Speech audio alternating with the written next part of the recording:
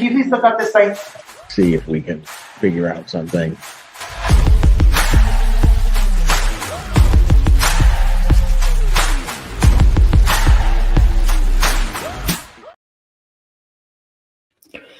Morning, Jen. You were well early.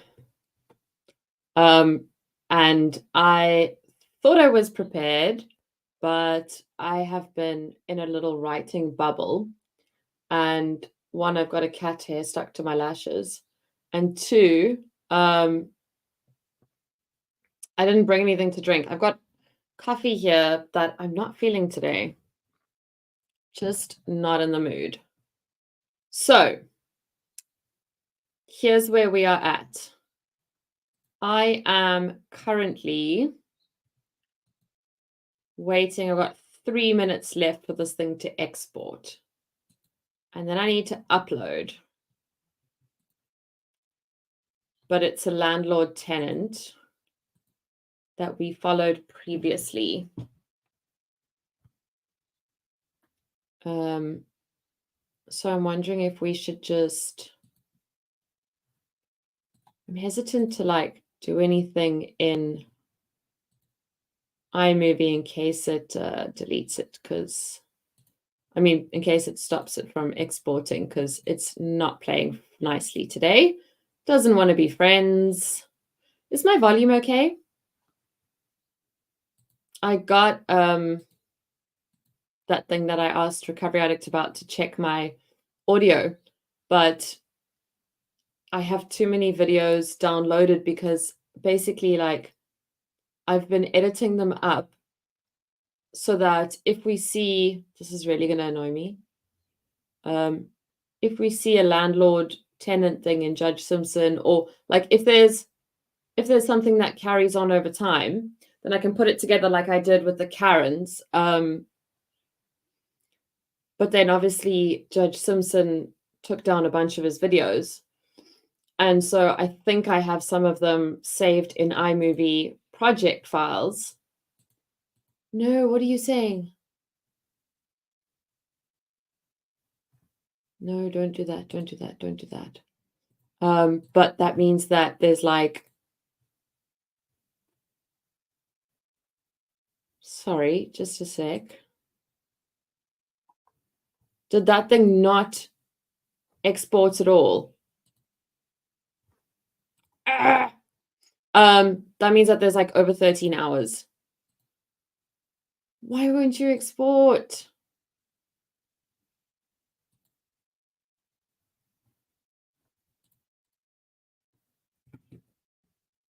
And I think it might still be on his YouTube, so we can always do it that way.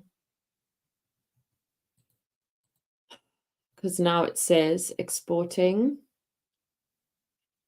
24 minutes. Start work at 7. What time is it for you, Jen?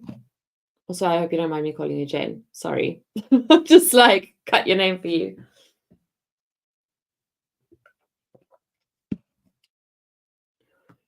We can watch it. We can just watch it not in the cut down version.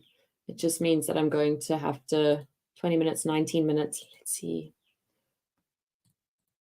Your volume is great. Amazing.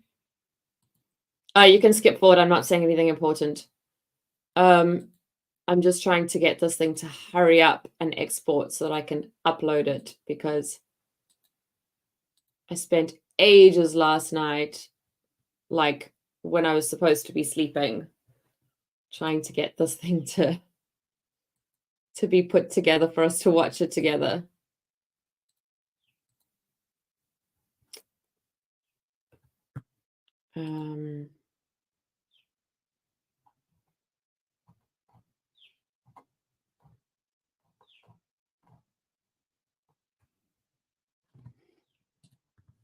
That is frustrating. Do you know what I'm going to do in the meantime?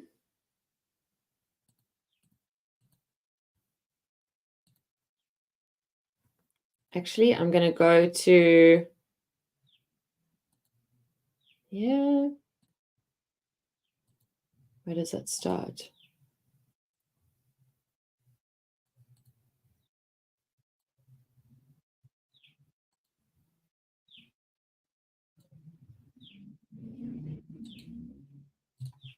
Okay. Morning, Sharon.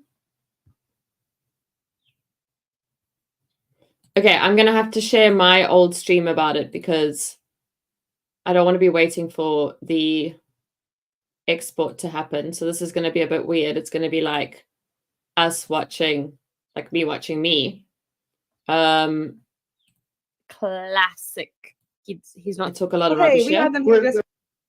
Okay, so basically, this is a hot mic before Judge Simpson, and then we're gonna go back to what happened in the aftermath. Just trying to find where I stopped talking. Here, maybe.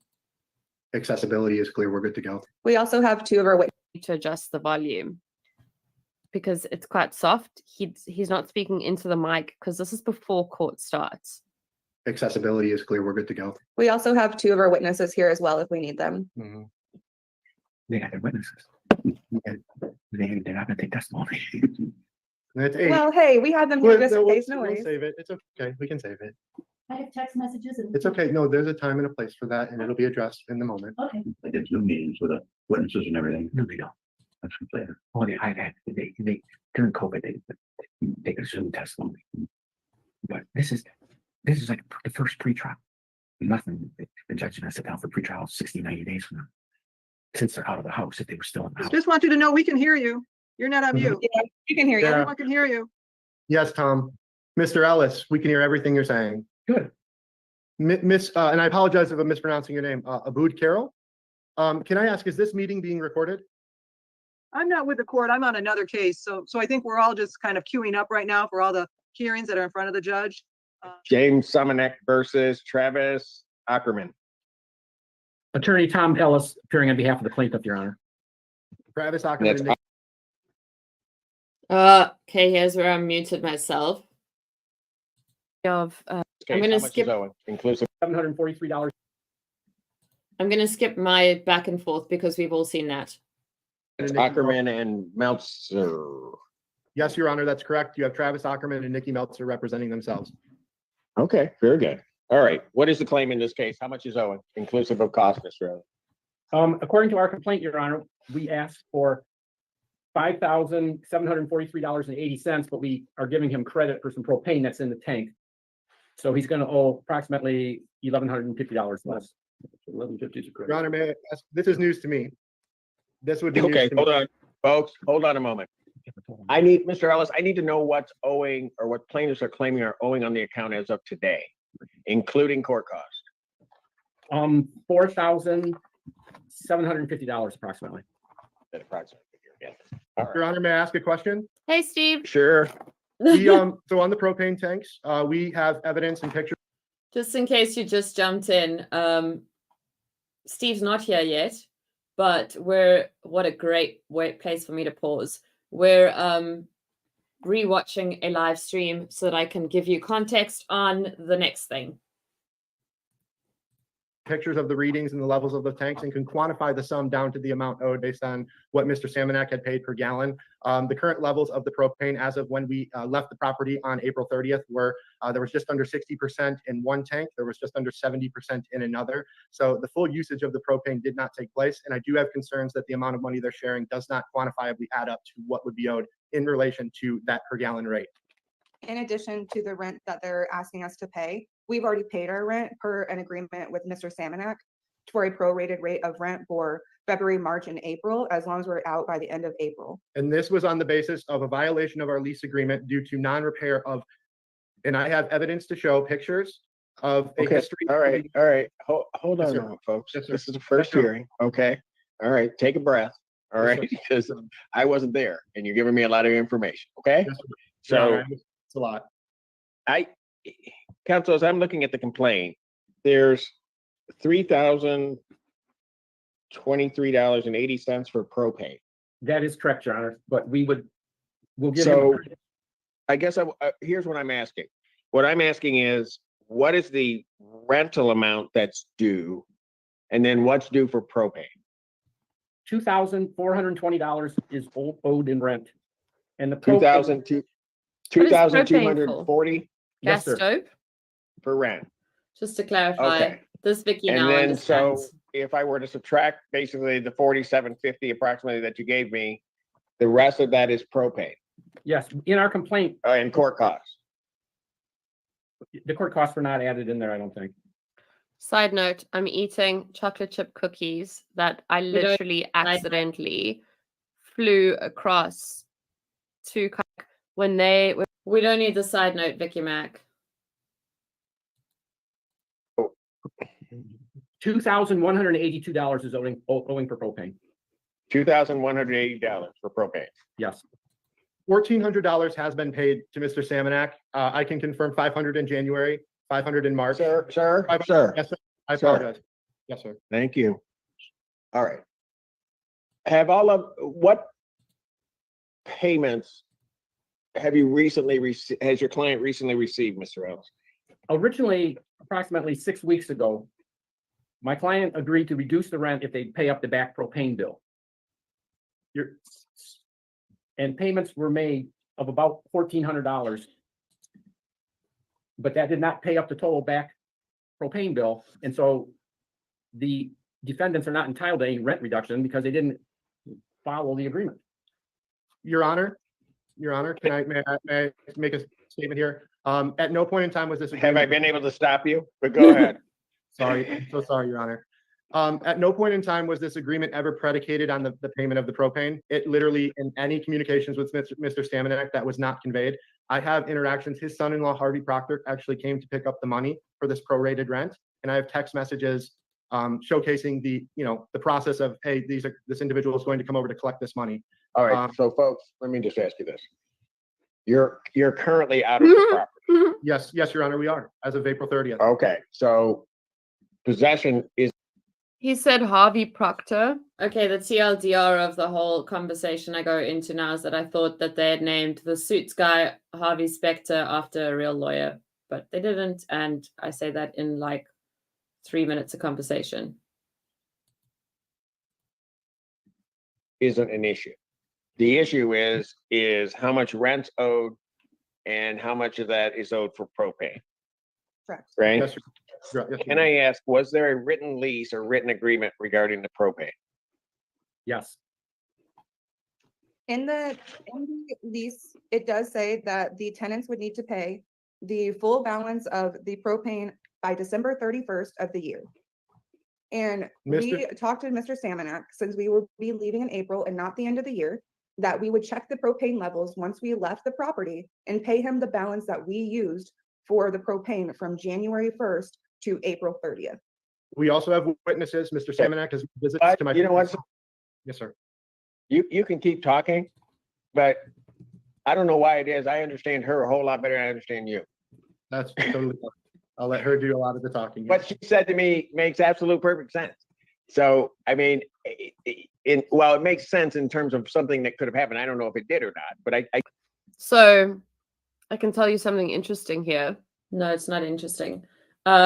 Steve, nice to see you. I already said good morning to you because I said it in the stream. We're just recapping.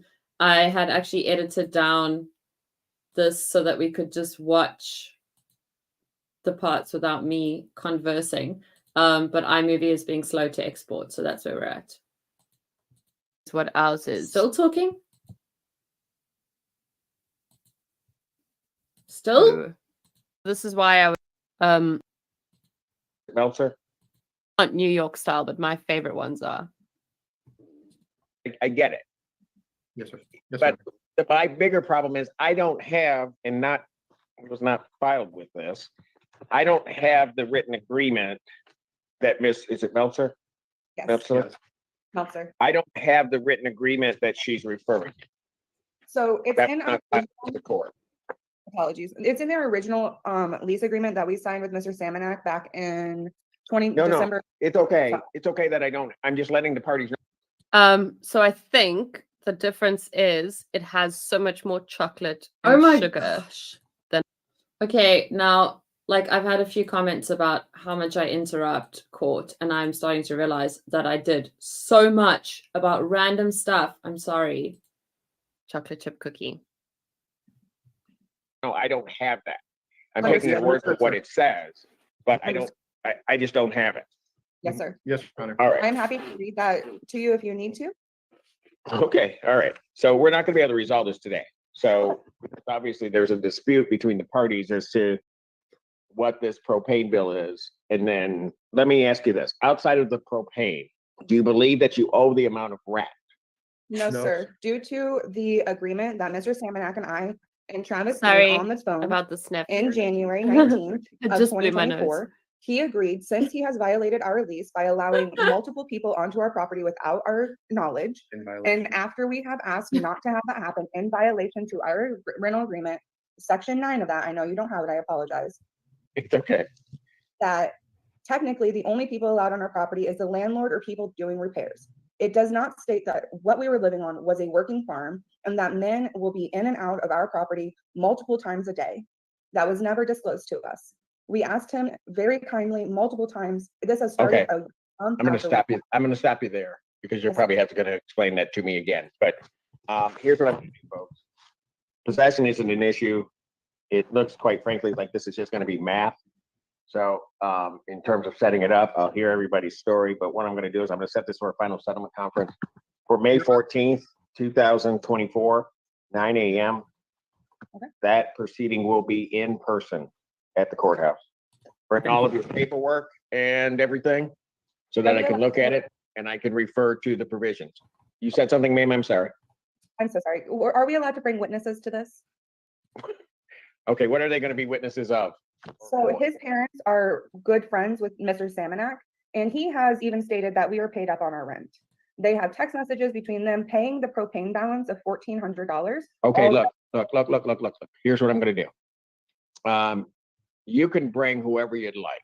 Whether or not I'll be able to hear from them at that time, I don't know. Understood. But as between the parties, I've got to get I got to get everybody to agree on what issues we would be litigating. So it may be from this final settlement conference, I will set a trial date at a later time where I'll hear the testimony. All right, but you can bring whoever you'd like. I'd suggest that you make sure to bring all of the documentation that the parties have regarding everything. Well, not everything, but anything relevant. We have a May full 14th. Pardon? We have printed copies section. for you, and we also have an iCloud link if you would like that at any time. Okay, all right. You can always send it to the court for filing with the court, and then I'll take a look at it at some point. Okay? Okay. Okay, thank you, Judge. Mr. Ellis, anything else? Nothing further. Thank you. All right, we'll see everybody on the 14th. Thank you. Thank you. Okay, so that was supposed to be 14th. Wait, you can't see me now for real. Me. So that was supposed to be on the 14th of May. However, they didn't come back as far as I know. So we were trying to keep tabs on what is happening. And yesterday I just happened to see that the landlord tenant docket was this. So this is where we're going now. They had also been on Judge DeSanto, I think, the first time. But I had this argument with myself in the other live stream that we were watching now. Let's just see how much it is. 6 minutes.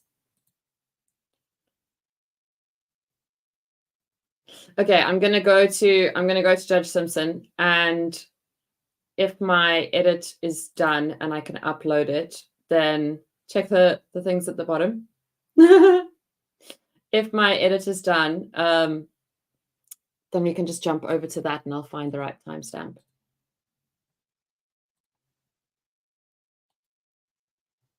Right.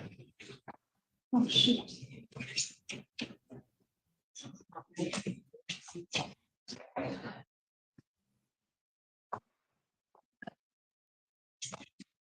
I don't know if this starts with Ackerman.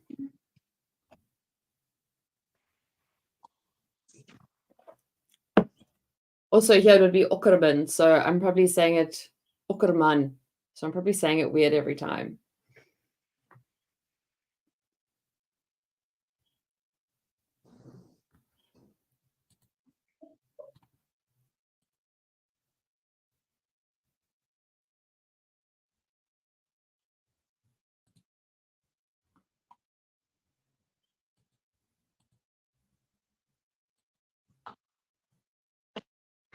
All right.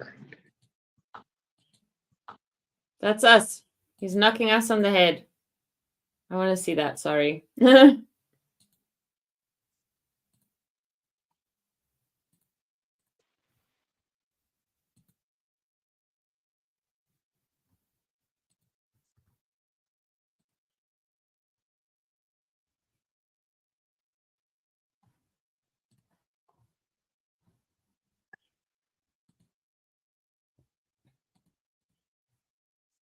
Come on, Judge. Teenage District Court for County of Washington, State of Michigan, College Session. All those having been before the court are near, the Honorable Judge J. Cedric Simpson presiding.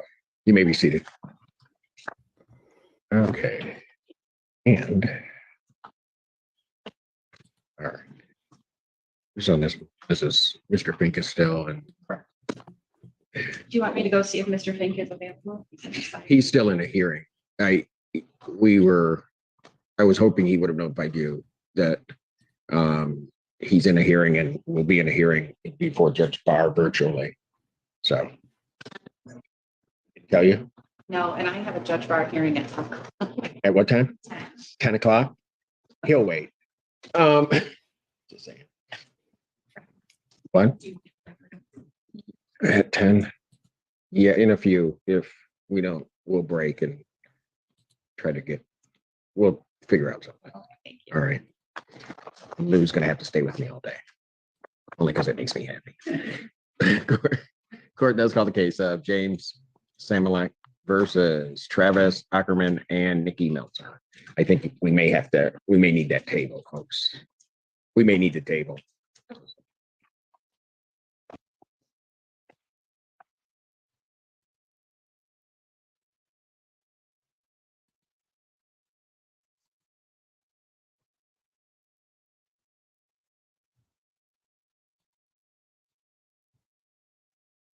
State your appearances, please. On the record, Tom Ellis, appearing on behalf of the plaintiff, Your name? Travis Ackerman.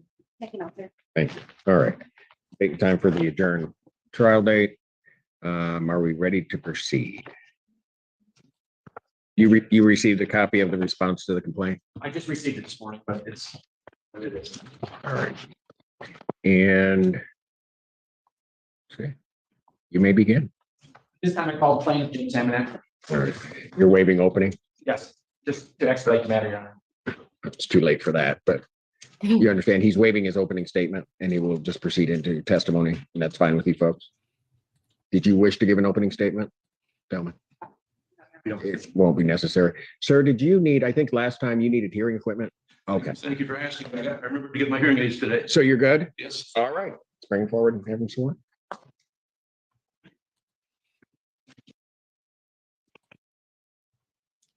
Slight problem.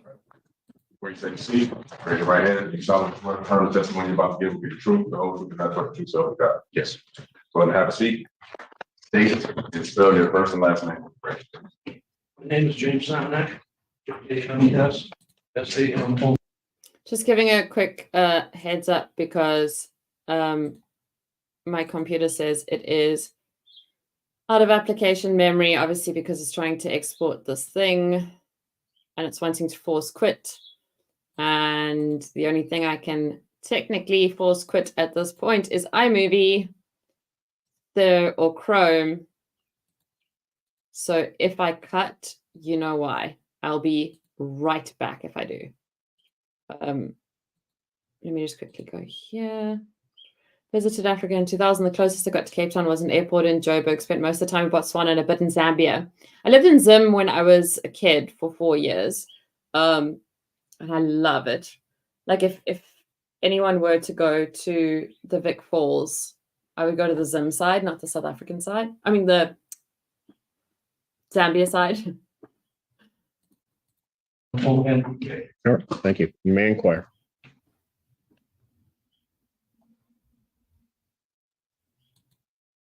I have received. Mr. Samalek, I showed you some documents there. We'll get to those in just a minute. You own a house or a farmland on Austin Road in Manchester. Yes, And is there a rental house on that land? yes, Did you at one time enter into a rental agreement with the defendants? yes. I believe the court has a copy of the lease agreement. I have a copy of the lease agreement that's dated December 27, 2022. That is correct. What was the rental agreement for that house? rent the house and the attached garage.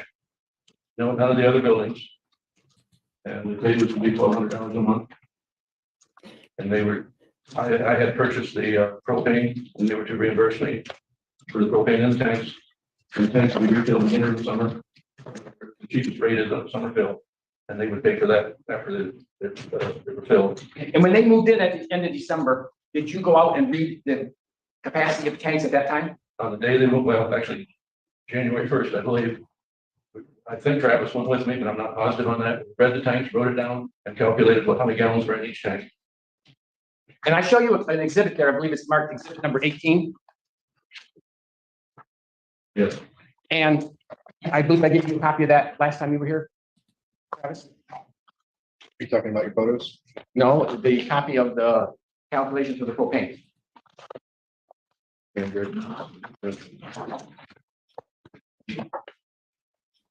Are you referencing this handwritten? Yes. So what was your understanding with the defendants as to the propane tanks and the cost of that propane? We read the gauges on the three tanks, there are 2 1,000s and 1 500. We read the gauges, calculated the gallons. The price was set when I bought the propane in summer of 22. The balance, Travis and I read the tank and we calculated it. And I told them they didn't have to pay it immediately, that they would pay it over some period of time. Maybe 300 a month. I'm not sure the number was given. But it turns out they didn't pay anything on it. Okay. The tanks were filled again in the summer of 23. So how much money is owing to you for propane that was used by the defendants? Well, after calculating both what was in the tank and adjusting for what's left in the tanks when they moved out, and giving credit for the 3 payments that his mother and stepfather made, $1,889.02 is still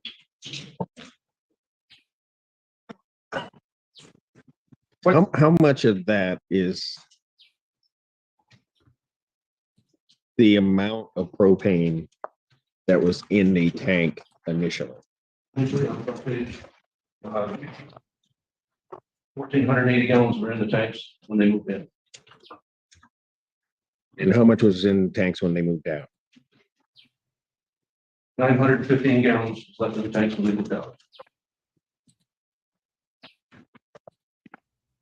So more was there. Where is that calculation? On the front page. Front page, what are you referring to? I don't. Your Honor, I would move for the admission of exhibit number This is number 18. 18, which is the calculations on the propane tank.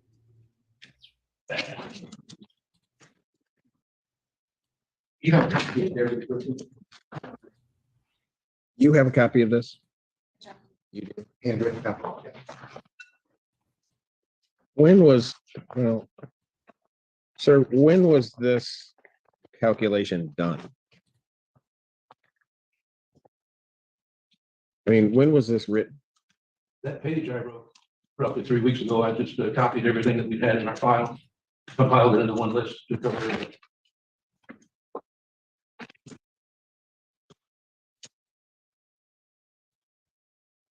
In what file are you talking about? Sorry, In what file? I filed my records that I had.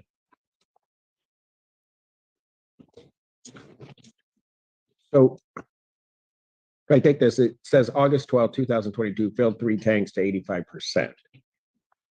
Where's the record that backs that up? There's a copy of the bill on in this, and there's the Green Energy is the name of the company I bought from. There's a copy of the bill, one there for 22, and there's another one for filling again in 23.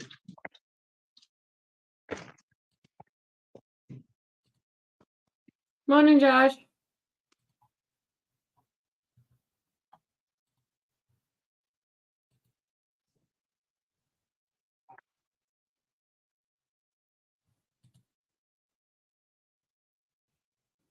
This is why I edited it, because I cut all of these long pauses out. Go ahead, Ken. Was there any money owing to you for electricity? Yes, And you have an exhibit there, I believe it's exhibit number 19. number 19, correct. And what does that exhibit show? Travis, he moved in. I didn't put the bill in their name, and I don't think I was able to, but I didn't do it, and they didn't do it either. And the bill was sent to me. We have our electric bills on auto pay with Consumer Energy, we looked at auto pay, and I did not catch it until payment was made. By the time I caught it, we'd already paid the electric bill for January, February, March, and April, possibly May. I contacted the Consumers Energy and asked them to put it in Travis's name. I'm not sure if I had to do it or Travis did it. But anyway, so then I gave them a bill at that time for 5 months that I paid. And it's $170 from What 5 months were those? January, February, March, April, and May. And Travis had cleaned up the yard there because of a storm and wanted to be paid for it, and we agreed on $170, so we discounted that bill by $170. He paid $600 of the remaining $700, so it left $100 still owing. About a month and a half later, I got either a phone call or a letter from the collection agency wanting to know when I was going to pay my electric bill. I did not realize that another month had been charged against me, and I did not receive a bill on it. And I had stopped the auto payment, it did not get paid. So then I paid the bill. I believe I told Travis about it, maybe I didn't, I don't remember on that for sure. So there's total, that last bill for June was $193.66. So together, the total electric bill still owing is $293.66. And that exhibit you have there has copies of those electric bills? Copies of all 6 electric bills. They show the service address and the dates of the service? Yes. I have no further questions on this exhibit. I move for its admission. I need to see it. I think you have a copy of that. Yep. Yes, you may approach my bench. Okay. It's not the way it works here, Council. You asked to approach.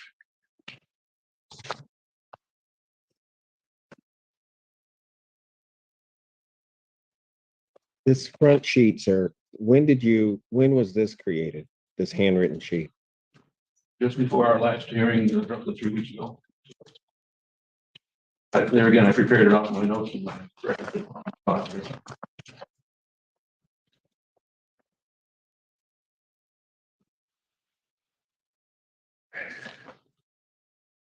Where did this consumer energy bill, where did these come from? I called the Consumers Energy and asked them to send a copy of the bills that paid by itself. Actually, the Pony Farms LLC is the LLC that owns that property. I'm the owner of my wife and our business.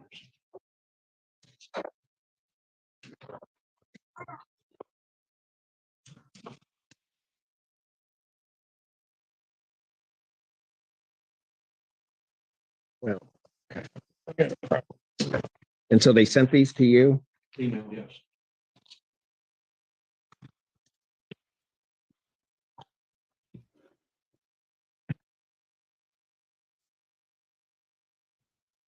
Was there ever an agreement with you and the defendants in regards to reducing the rent if they paid the propane?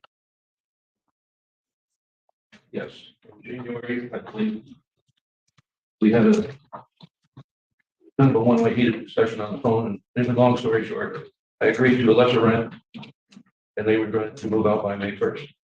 Contingent on, prior to that, his mother had told me that she would pay, and John would pay the propane bill, and they did pay $500 in December, $500 in January, $500 in February. Then the payment stopped. As far as I'm concerned, the agreement was void after that, because it was contingent on continuing to get the propane paid. So what was the agreement? The agreement that I would allow them to pay half rent for 4 months. And they understand they would be out by the 1st of May. And it's contingent on, and the mother had already said that she would pay the propane bill. And they did, like I said, they did make 3 payments. How much were they supposed to make?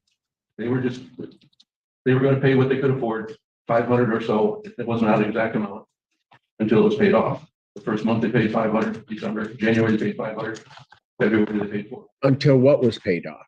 The complete propane bill. They know what that bill was? Yes. How did they know what the bill was? I'm sure I told them and showed them. Okay. So And- what did you show them, I guess? is what I'm trying to figure out. Well, I don't have the paper in front of me, but it'd be a calculation like you have on the front page of our exhibit of the propane that's there when they moved in. Propane that was there when they, I get you, but was there a document that you showed them that told them what they should pay? can't say for sure, I assume it was. I mean, I'm sure they would have asked for it. Did you know the amount that was owing? At that time, we did not know what was gonna be left in the tanks when they moved out. But the amount that was in there when they moved in and the amount that was added in August or the summer of 23, those totals were there. And there was gonna be a correction made. Or an adjustment. Okay, but here's my question. How would they know what to pay?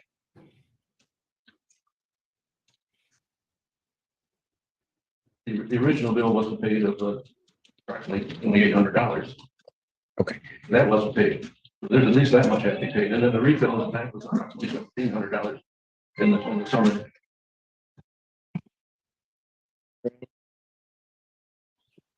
Would you tell them that's never happening again? Okay, so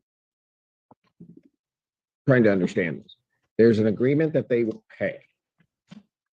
Their parents are going to help them pay, right? Yes. Okay.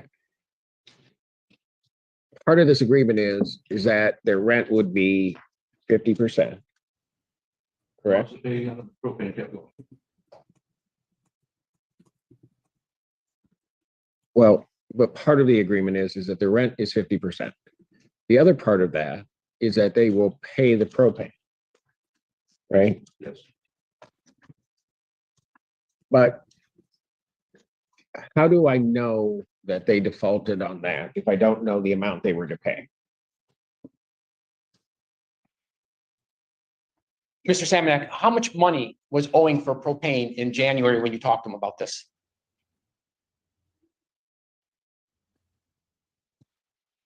Would you like to review your exhibit?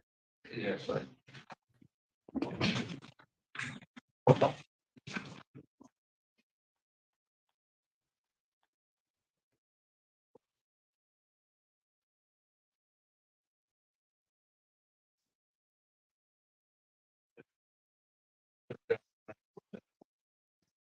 Okay, so how do they know that?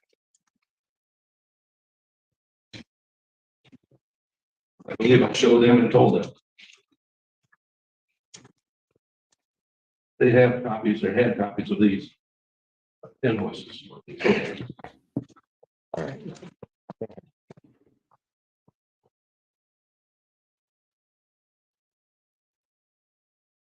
Was there any discussion at any time about doing painting in a house? And I'm not real clear on this, just prior to when they signed the lease, they probably asked. What did you say? With our lease, then I'm okay with it. Here I show you a list of exhibits with our pictures of your house. Some of those exhibits show the paint job that they did in your house. Yes, And you took those pictures. I did. And do they accurately reflect the condition of your house? Yes. These pictures were taken after the day after, I believe the day after they moved out. Okay. I would move for the admission of the exhibits there. The pictures, I believe the feds have copies of those pictures. Including the ones that are online for Okay. anybody interested in renting houses. May I approach the bench and give the exhibits of the pictures? Yes. What exhibit number is this? Pardon me? What exhibit numbers? The exhibit numbers are exhibit 1 through, they're not consecutive numbers. Exhibit 1, 2, 3, 4, 5, 6, 7, 8, 9, and 17. So 1 through 9 in exhibit 17. Yes, sir. All right. Do those pictures show the walls of various colors at one time? Picture shows partial paint jobs of several doors and walls that somebody had taken a roller and put a dark blue color or dark color, couple swipes with probably to test the color, several places, and then they were never complete. And another picture shows a room that's painted some color of red that I know I did not approve. And I did not approve the dark blue color. Did you repaint that house or those rooms which they put that paint on? Or did you hire somebody to The do it? job is being done. It's not totally done yet. How much money have you spent on the repainting? Over $1,700 for paint and labor, and it's not done. Who's doing the painting? And neighbor Reese and his wife Sherry Reese. Is there a bill? I have an estimate for $1,700, and that's what it is. It's an estimate. I have another estimate. Where's the estimate? Sorry. Do you have that estimate with you here?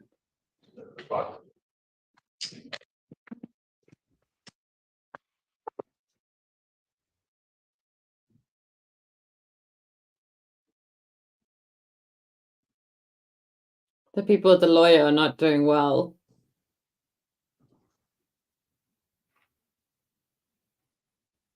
Jen, don't worry, I'm clueless too. I can only see chat on my phone right now because I have iMovie open and I'm watching the export. I remember thinking.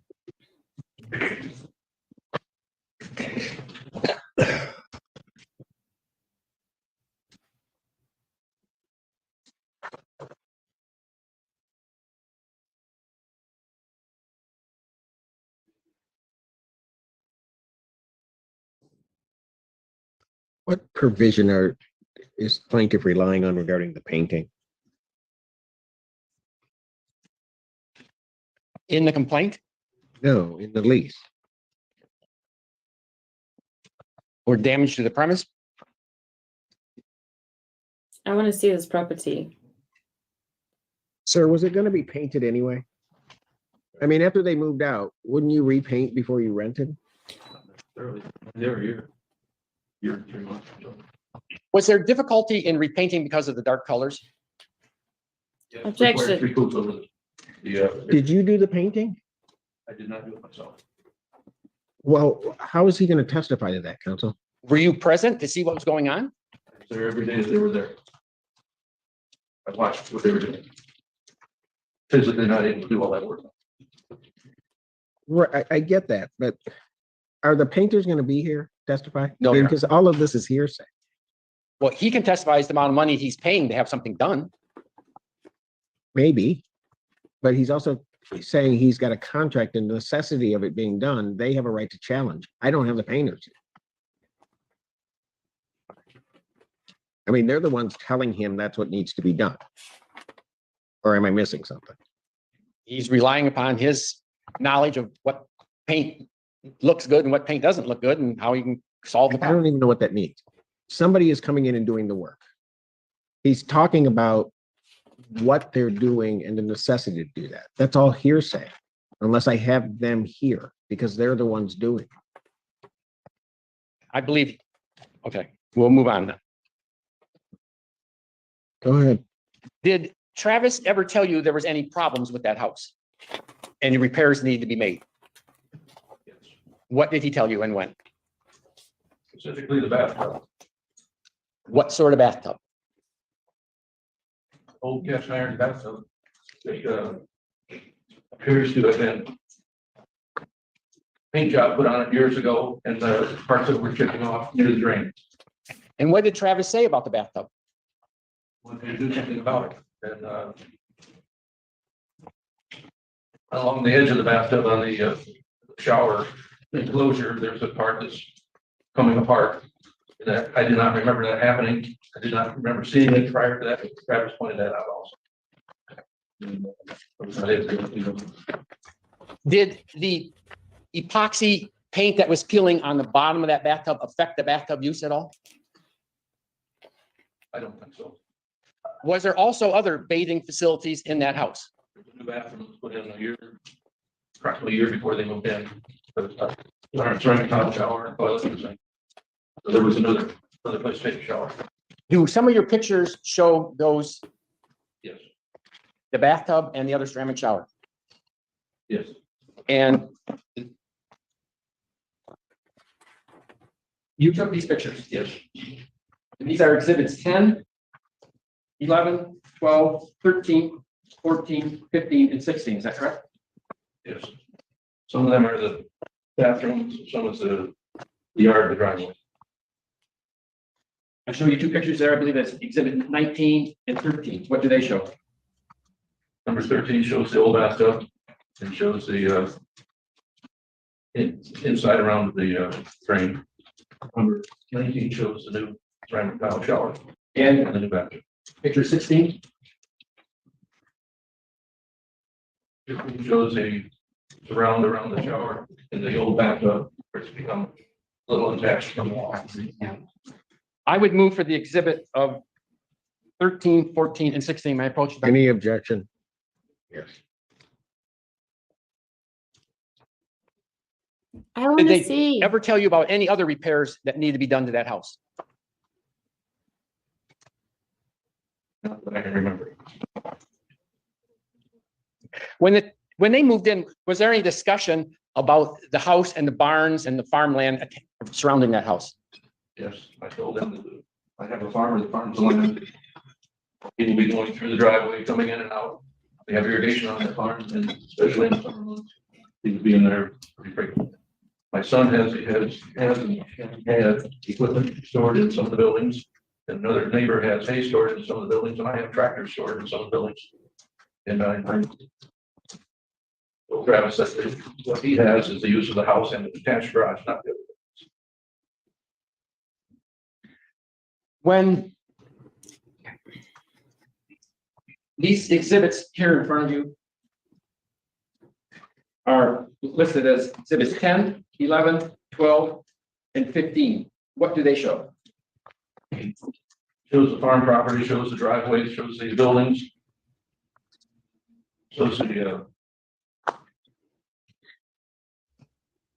shows where my farmers have to come through the driveway there in between the house and the buildings to get to the back of the farm.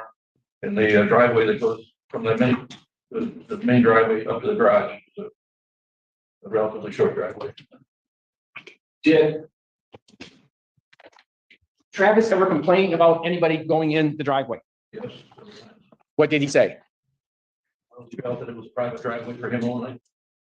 Like he didn't understand that it was a farm driveway. My son actually has been in and out of there several times. My farmers at farmland have been in and out several times. The man that puts hay in the barn and got to the point where Travis insisted on having called ahead notice, make an appointment to come through the driveway. So trying to cooperate and keep peace in the neighborhood, we would follow up as often as we could.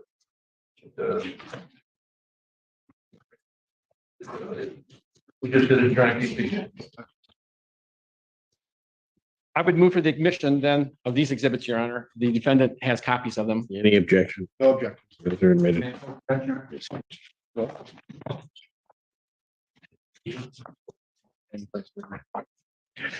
Did Travis ever give you a forwarding address of where he was moving? Right. Okay, did he ever give you a forwarding address? I assumed he moved in with his mother and stepfather. Not the question. Did he give you a forwarding address? No. Okay. So in summary then, what money is owed to you?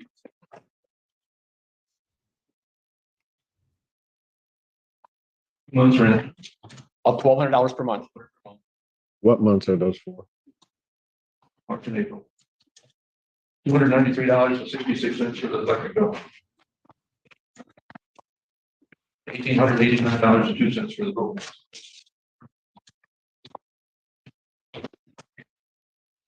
I'm gonna go back to a question that I had that I didn't get an answer to. What lease provision is he relying upon regarding the painting?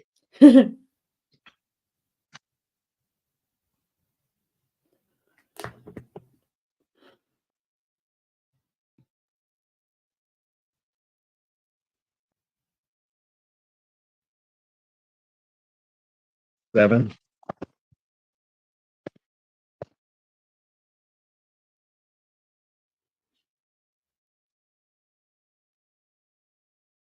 Is that the one that plaintiff's relying upon, counsel? Paragraph 7. Talking about paragraph 7 of the lease, which provides. That's about improvements and alterations to the premises. Yes. Normally, that's applicable to fixtures. What provides that to plaint? I don't. Well, I'll let you make your argument at some point as to how that's applicable to painting, but go ahead. I have no further questions this way. Either you have questions of this witness.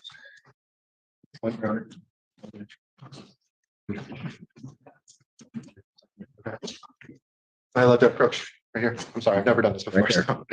so. Mr. Samanak, are you familiar with section 9 of the lease agreement that we both signed, access to premises? Okay.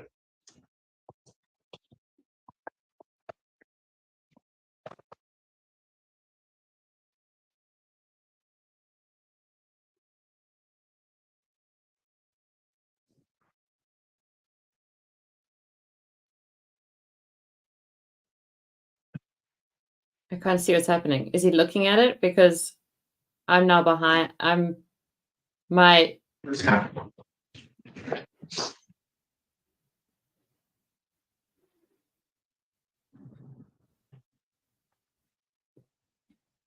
headphones is what I'm seeing real time, and then my phone. So can you tell me exactly who within, you mentioned that there were multiple parties coming in and out of the private drive. What part of that is within section 9 as being agreed upon? First of all, it's not a private drive. Okay, so beside the point, access to premises. It says landlords or their agents shall have free access within reasonable hours to the leased premises for the purpose of examining or exhibiting the premises to prospective buyers or tenants, or for making alterations or repairs. Is there any language that states exactly what you had just specified about farmers coming in with equipment? Says the landlord has free access. To make The landlord. repairs, alterations, or to show prospective buyers. Were you doing any of that? Were they doing any of that? For every document. Hold on, you got one question, let him in. Yes, Your Honor. Yes, Your Honor. My other tenants should have free access also to that main driveway. So was that written into our lease agreement? That for our awareness? No, I'm sure you were told about it. Okay.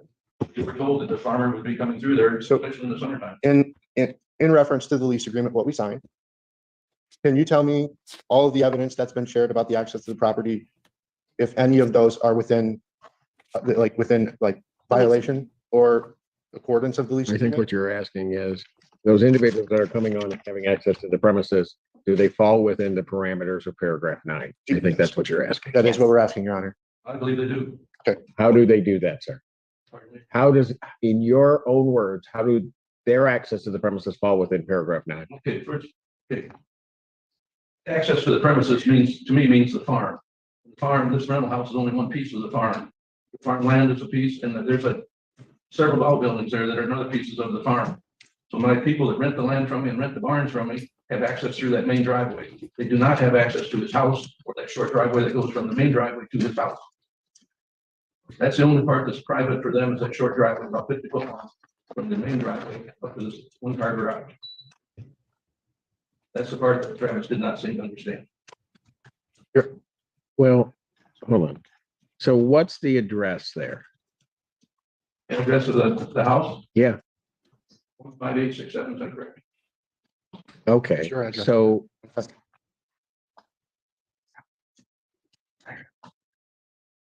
go to paragraph 1 of that lease.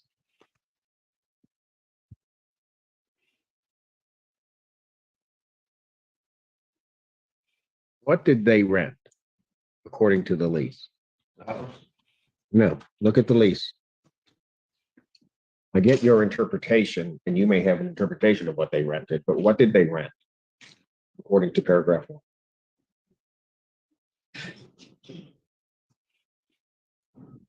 If anyone caught the address, we can look it up. This is the premises known as 15867 Austin Road.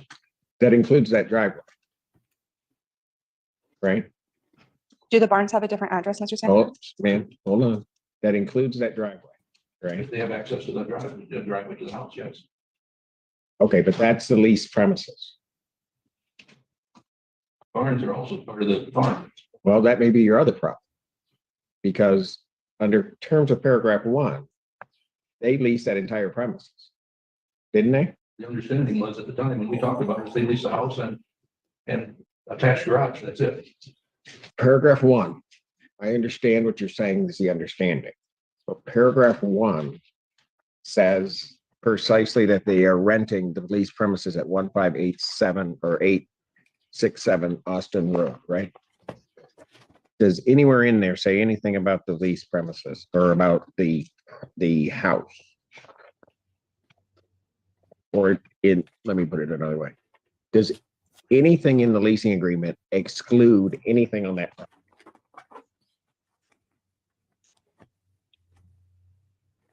Doesn't specifically exclude it, it doesn't specifically include. No. That can be your interpretation of it, sir. You'll answer my question because my question, the lease premises is that address, right? Yes.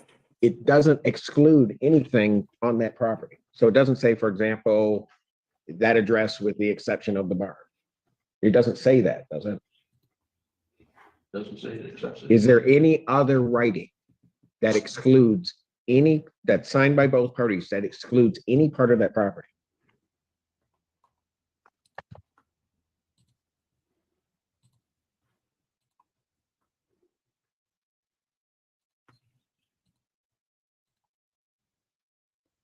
Phew, what good timing. I want you to. Your Honor, may I submit some evidence for the painting? Okay, what do you have? We have a listing that they had made to rent the house out, and all of the photos show the existing paint, showing that no painting has been done as of March, it was- May 23rd, Yeah, the last update was May 23rd. with no update of photos. In the same. But it shows the existing the existing paint in the exhibits that they submitted to you. Have you seen that, counsel? No, I haven't. Today she has pictures, but You have a copy. It was provided to you in another folder. Do you have them? Yes, he Well, does. Do you have any objection to those photos? I would object to him, Your Honor, in that is something off the internet in May. I would think, if they're supposed to be cross-examining this witness, why don't we ask him when they started the painting? Who put that on the internet? His associate Melissa. Well, hold on a moment. Hold on. Counsel, I gave you great leeway in terms of your questions that elicited hearsay. And now you want me to do that with that. I guess we can accept. Because, hold it. Because, counsel, if you want to play it that way, we can play it that way. Because here's the deal. Anything regarding that painting, they don't need to provide anything to you. Because all of that is hearsay. The bill is hearsay. All of that's hearsay, because I don't have anybody here. So if that's the way we want to do it, I'll strike all of that. I'll deny that being admitted. How do you want to do this, counsel? You can have their pictures admitted as evidence, Your Honor. And That's what I thought. How many pictures do you have? 17. That's 17? We're just Okay, no, that's fine. That's fine. 16, 17, 18, Your Honor. You have 18 pictures. Yes, sir. They're all from one source. Yes, sir. And they're all the inside of the house. Correct. All right, so here's what we're gonna do. We're gonna mark that all as one exhibit A, or defense exhibit A.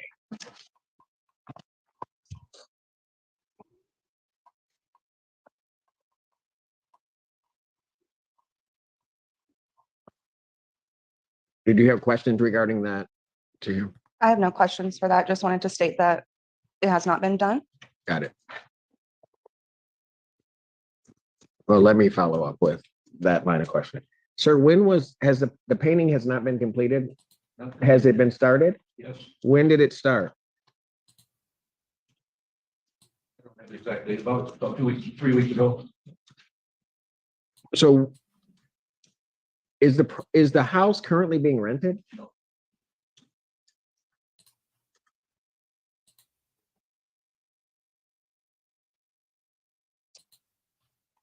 Your Honor, can I ask a question? In a moment. Did you have any other questions of this witness? Yes, sir. Pardon? Yes. Go ahead. I would also like to touch on the section 5 of the lease with paying the utilities. Mr. Samanak, it says that we must pay the propane no later than the 31st of December of the year the propane was purchased. Mr. Samanak, when did we move into this premises?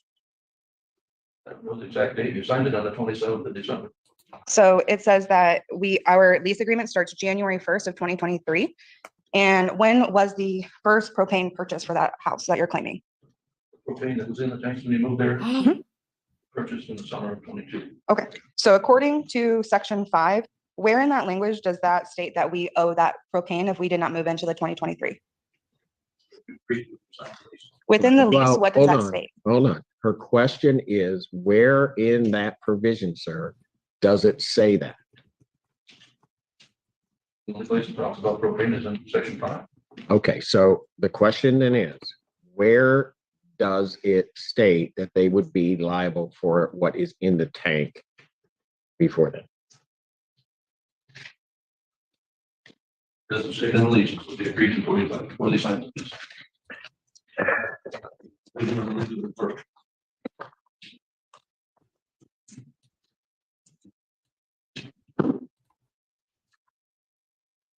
Go ahead, Will. Well, hold on before you go. Sir, if you look at paragraph 5, right? The only propane that they would need to pay would be that which was purchased in the summer of 2023. Isn't that correct?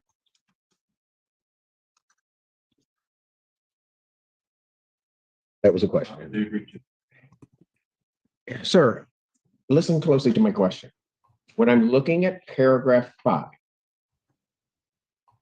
that paragraph basically says the only propane they need to pay for is the propane that would have been purchased in the summer of 2023.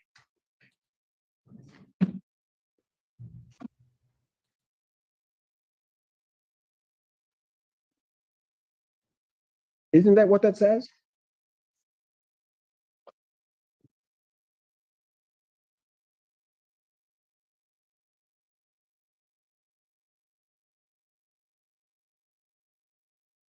Go on to your next question. And Mr. Samanak, I wanted to reference the conversation we had in January regarding the reduction of rent. Was the stipulation not that we were going to read the meters and then pay the propane appropriately once we moved out on May 1st? I don't remember you saying that you would pay them. We agreed that we would read the propane meters and that we would figure out how much that we owed at the end of our lease. And were we given that opportunity? Remember that conversation, although we did talk about reading the meters when you moved out. Mhm. And giving you credit for what was in the tanks. Okay, and so with that being said, they paid up until February when we asked to have the readers met, and then we read, and then we'll pay you appropriately, because we did not know the amount that we owed. It was not clear due to all the handwritten letters we've gotten. Got a question? Do a question. I don't need a statement. Okay. How would we know what we owed if we had not read the meters yet? That point, you owned almost 100% of the bill, so there's a lot of it could have been paid. According to section 5, we did not owe 100% of the bill. So how would we know how much we owed until we read the meters at the end of our lease? You had to go by the numbers I gave you. Correct. And do you have a date when you would have given us those specific numbers? I know you referenced that there was a document. We don't have a document. So could you provide us with a date in January you would have done that?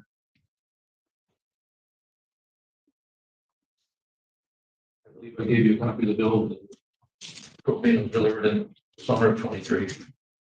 And then we obviously have made a $1,400 payment towards that, which you've admitted. So we have been paying on that. So when have we defaulted on paying the propane?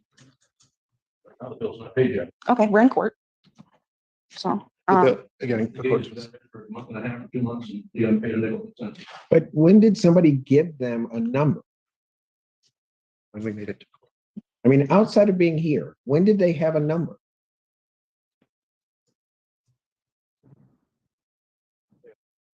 Gave them a number.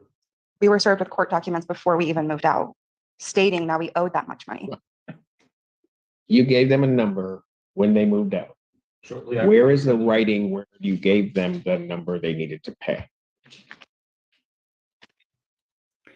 Okay, I'm going to pause because I need to get into focus mode soon, but I wanted to show this absolute gem that Josh found.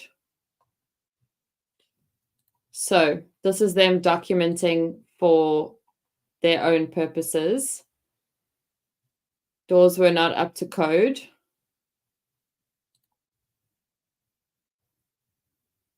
Oh gosh.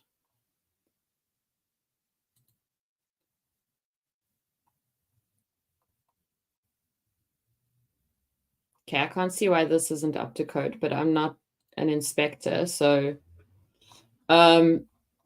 I do also wish I hadn't put it on YouTube. Like, I wish I put it on Reddit or something. What does this one say? Tub foundation falling apart. Well, you know what I'm going to say about that? The mold. This is so dirty. Cabinets claims he painted before tenants moved in. I mean, I'm a very amateur DIYer, but that to me looks like it is very cheap wood, and that fluffy look, like it's chipboard. I don't know if you guys call chipboard, but it looks like it's chipboard, and it's gotten moisture in and it's inflated. And what also makes me think that is how bumpy this is.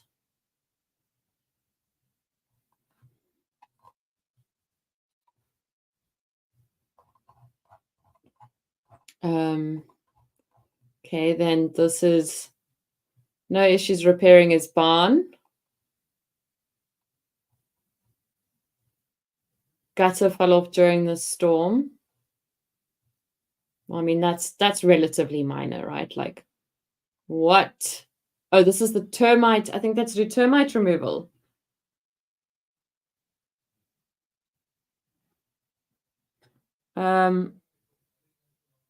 Side views of the house. Oh, Steve, I missed that. Let me see. 15867 Austin. Okay, cool. Termites, I think. And then after plowing. Okay, but I don't see how that really. What is this?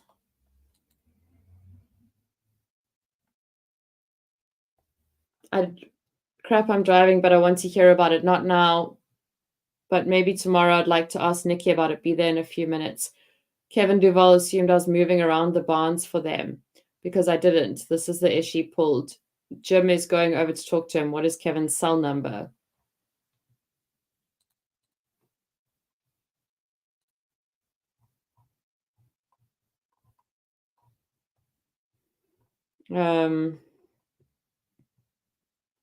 So this is about the access. We just heard about that. Bare wood with unfinished paint job. Landlord claimed done before tenants moved in. Son and family were living in this prior. Timestamp January 2023 with chipping paint present before the tenants moved in. And that's that. Now let's go to 15867 Austin. Is that the maps view that you saw it, Steve?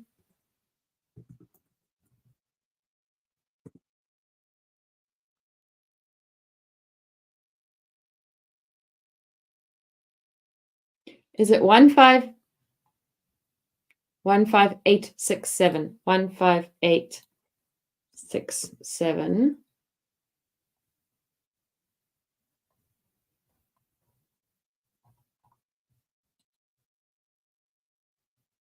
I'm not sharing the tab yet because when I go into maps, it sometimes shows my saved addresses, and I'm just not taking that chance.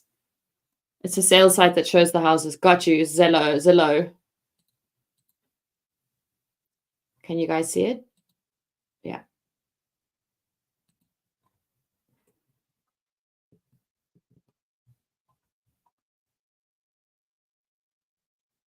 So are they supposed to be there?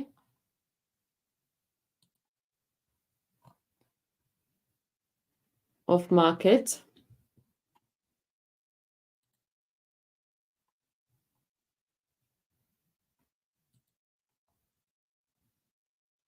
Ooh. Listing removed.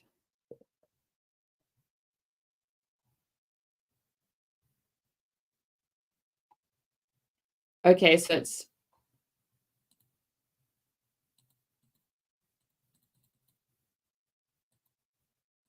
that's silly. You can't open it.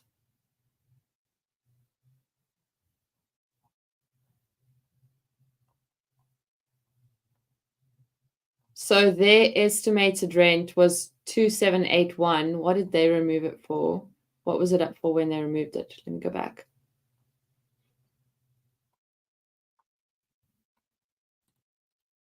It was previously listed for 1.4. So they're actually undercutting themselves somewhat.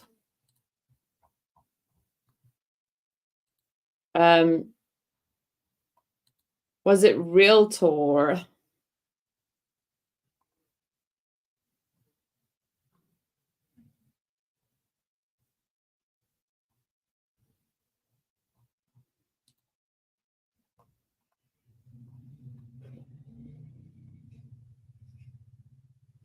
Steve, it probably removed your link. Oh. I'm going to go back to sharing hot pads. Okay. There we go.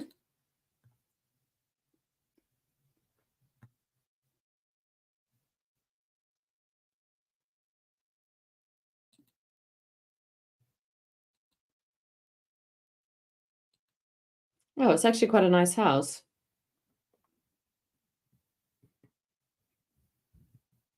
Because I was thinking, like, why did they even move in? It looks like a dump, but actually, like, there's a lot of potential there.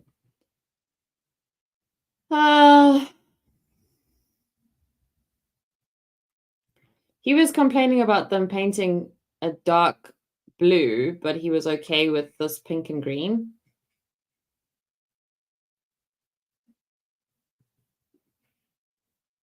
You can see that these kitchen cabinets are awful.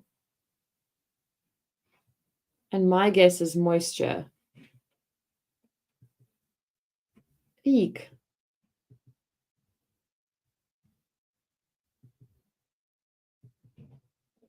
I mean, this is not bad. I like that color. Is that door's like barricaded off?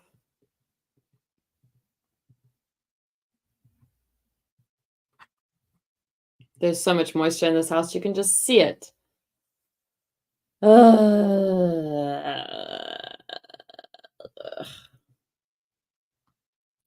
So freaking much moisture. And when is this listing from? Taken off in May. So this is after they were there. Okay, so that's what he was saying about the half painted thing. Listed 1 month ago.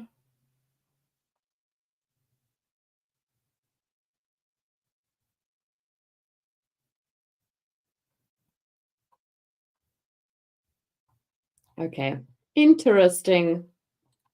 I think I can play from my version now. So I just want to get it open. Ooh. Just need to get to where we are. They have text messages between. And we paid it to be $1,200 a month. And they were, I had purchased the propane. And when they with the defendants, To that is the amount of propane.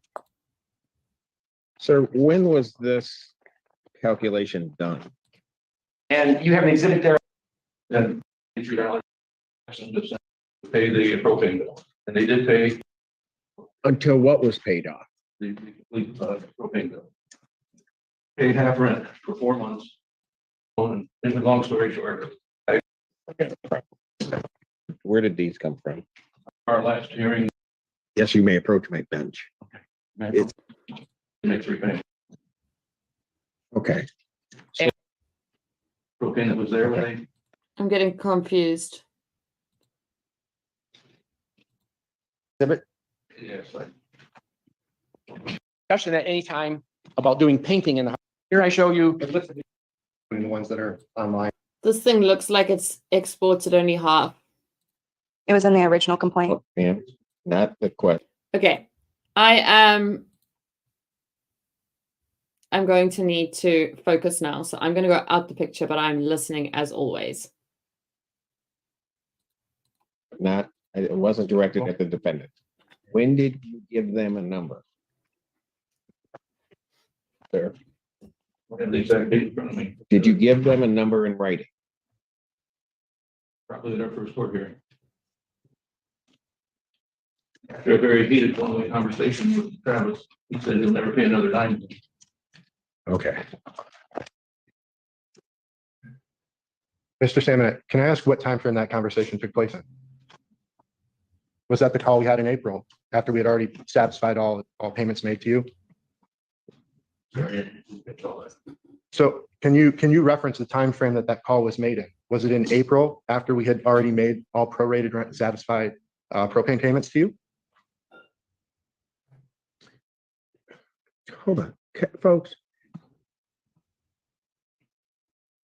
What was the propane bill that was paid in, that you purchased in 2023?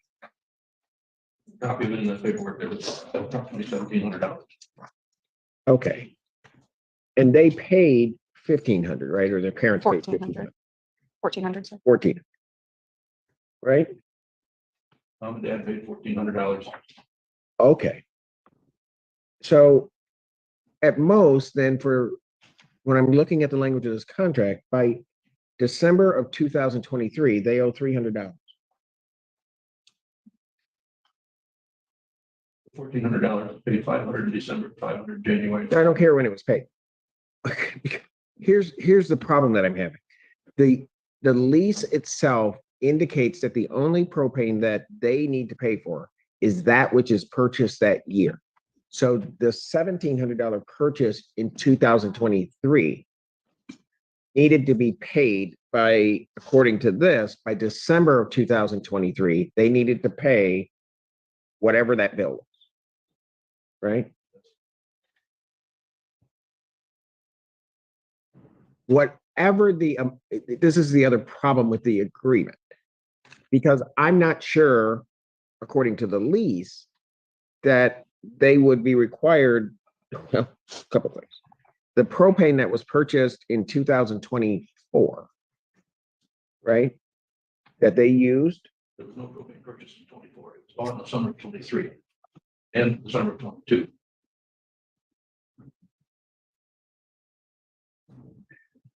Okay, so all they owe then for propane is $300. But we did not use all that was in those tanks, Your Honor. There's still 900 gallons left. Well, yeah, that's a whole other issue, but. Okay, go ahead with your questions. In January, when we had our phone call, me reaching out about prorated rent due to the continued violations of the lease agreement that you had not acknowledged multiple times in our previous calls. Did I come to you on the basis of the violation of the lease agreement in reference to wanting to prorate the rent? Was that, I mean, can you confirm that that was the nature of our conversation? Conversation one side of Drew screaming for about 15 minutes. That's all I decided to do. Let you go ahead and move out. You have evidence of what you just said of me calling you every name in the book? My wife heard it all. You slandered her, my wife, my kids, everybody around my family. Okay. They had bad remarks about it. Okay. Beside the point, the question that I asked you is, reaching out to you, was that not on the basis of the repetitive, egregious violations of the lease agreement that you had acknowledged but not taken any action on? You violated more provisions of the lease. Only thing I've done is I did not get that bathtub taken care of. I was unable to get it done. It's the only thing that I've done. Mr. Samanak, in regards to that question, do you not recall the videos and photos we sent you of all the pest infestations? I never got a video. My phone does not receive them. If you send them on the phone, I did not get it. Do you receive photos? No? No. Okay. Was that ever communicated to us? Okay, for sure. Their exhibit.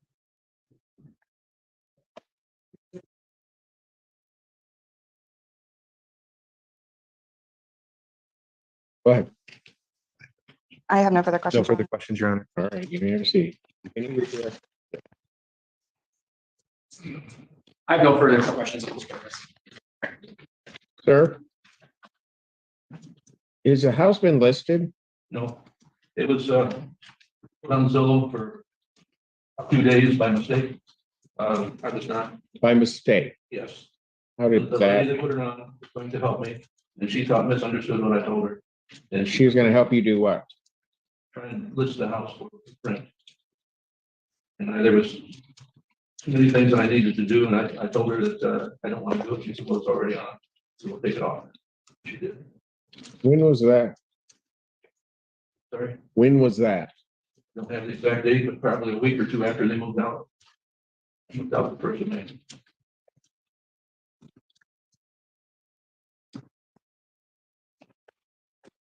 Do you have any pictures of the current status of the painting? I can tell you the 3 rooms that were. Do you have a receipt for the purchase of any materials regarding the painting?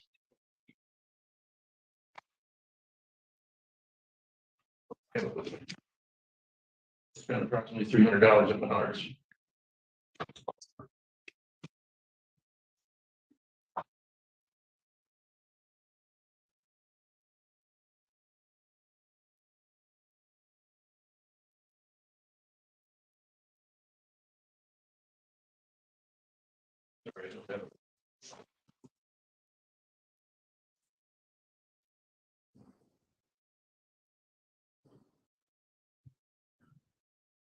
I'm gonna go back over these figures you're indicating your own. You're saying that they owe you $1,200 for May and April, Each, yes.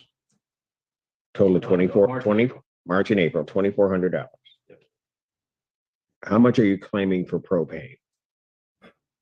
1,800. This one. 1859 or 1889? Yes. And then 293.66 for electric. Those are all your claims. Well, the painting, And the painting is how much? 17, how much? I don't have the exact amount, but the labor is gonna be 17 or more. What do you mean you don't have the exact amount? They've already used up about 1,700. Do you have a canceled check, anything that tells me that that's what you paid for painting? Pardon? I do not have an answer. How'd you pay them? Give them credit. They owe me money. Dear goodness. So the person doing the painting owes you money. Yes. And so you're taking, they're supposedly doing this work and then you're going to take it off of their bill. Yes. So there's been no outlay of any monies from you to a person to paint these premises. Yeah.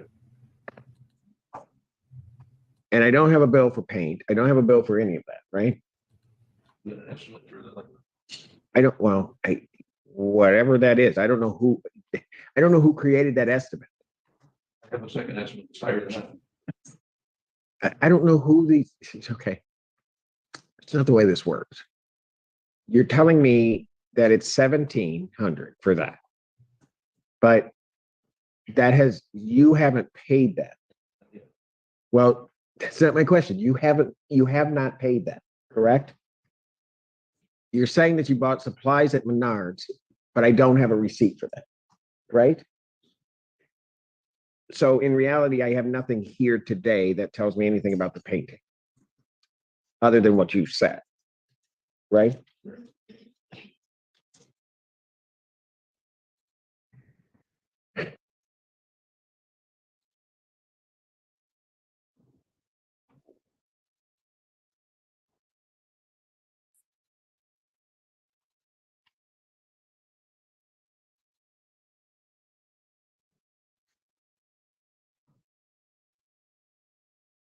And so off of all of this figure, you do admit that there's a $1,200 security deposit. Yes. Any questions based upon the court's questions? I have nothing further. You may step in.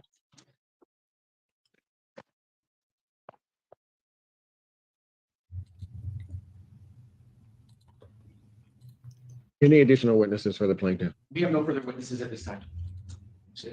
Yes. All right, before I hear from the defendants, and I don't know if I'm necessarily going to need to hear from the defendants unless for whatever reason plaintiff wanted them called, because folks,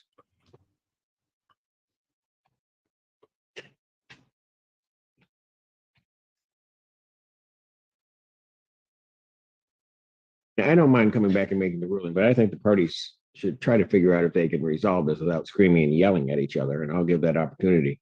Because there's some agreement to pay half the rent. One party's claiming it's because of stuff that wasn't done on the premises. The other saying it was continued upon this propane bill, which I'm not sure that propane bill is owed.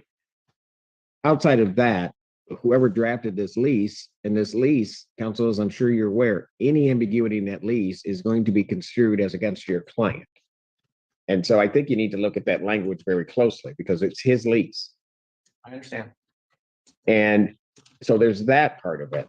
The other, and those ambiguities, just so that the parties are clear, are the premises that's leased and interference with that premises, because it got a problem in that initial paragraph. But there's no part of that lease refers to anything in the way of quiet enjoyment and use of the premise. Except by operation of law. I understand. I mean, even if it's not in there. Okay, well. So I'm going to tell you what, I'm going to try to handle some of these other cases. You guys, if you guys can talk to each other civilly, need to go out and resolve it. There's 1,200 sitting in a security deposit. I have a paint job that I'm not even sure is done or is going to be done that isn't going to be paid, that somehow or another is on some credit. I've got property that they lease, which by the leasing agreement itself says they lease that whole thing. And then, goodness help us all, we have paragraph 5, which is the most confusing provision regarding the payment of propane. And if you guys want me to give you my decision on that, I'll be more than happy to. But I think you guys probably should see which way the wind is blowing, go out there and try to negotiate something. If not, you'll get my call on it. I'll break on this case. Everybody else that's waiting, you got to give me about 5 minutes. I will come back, I promise. Maybe. All right, court's going to stand in recess. All right.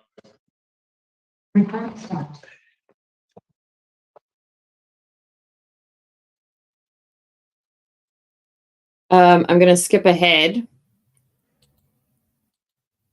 I suspect I accidentally heard the outcome while I was editing, but I did try to avoid doing it. The bad news is that that export was only half the folder. So I'm going to have to do it when I'm not needing other apps open. All Or right. I'll have to send the editing, like the bones of the editing thing, to the person who usually edits my vlogs and ask her to just try to get hers to export if it will. Wind blowing. Which was the wind blowing, not me going like that. Right. Oh, him saying, okay. 14A District Court, County of Washington, State of Michigan, is now back in session. The Honorable Judge Dave Simpson. You may be seated. So are they back yet? Yeah, probably not. Okay. Are you guys ready on? Looks like Miss Mascot. She's all packed up and ready to roll. My client just stepped out to get the other. Which is your, I'll grab her. okay. Let me start with this one. Monica King versus Sarah Goebel. You think the plaintiff. Sarah Goebel.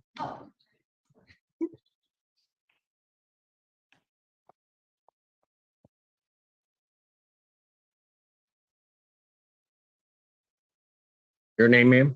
Sorry, sir. It is Sarah Gold. All right. And where are we on this case?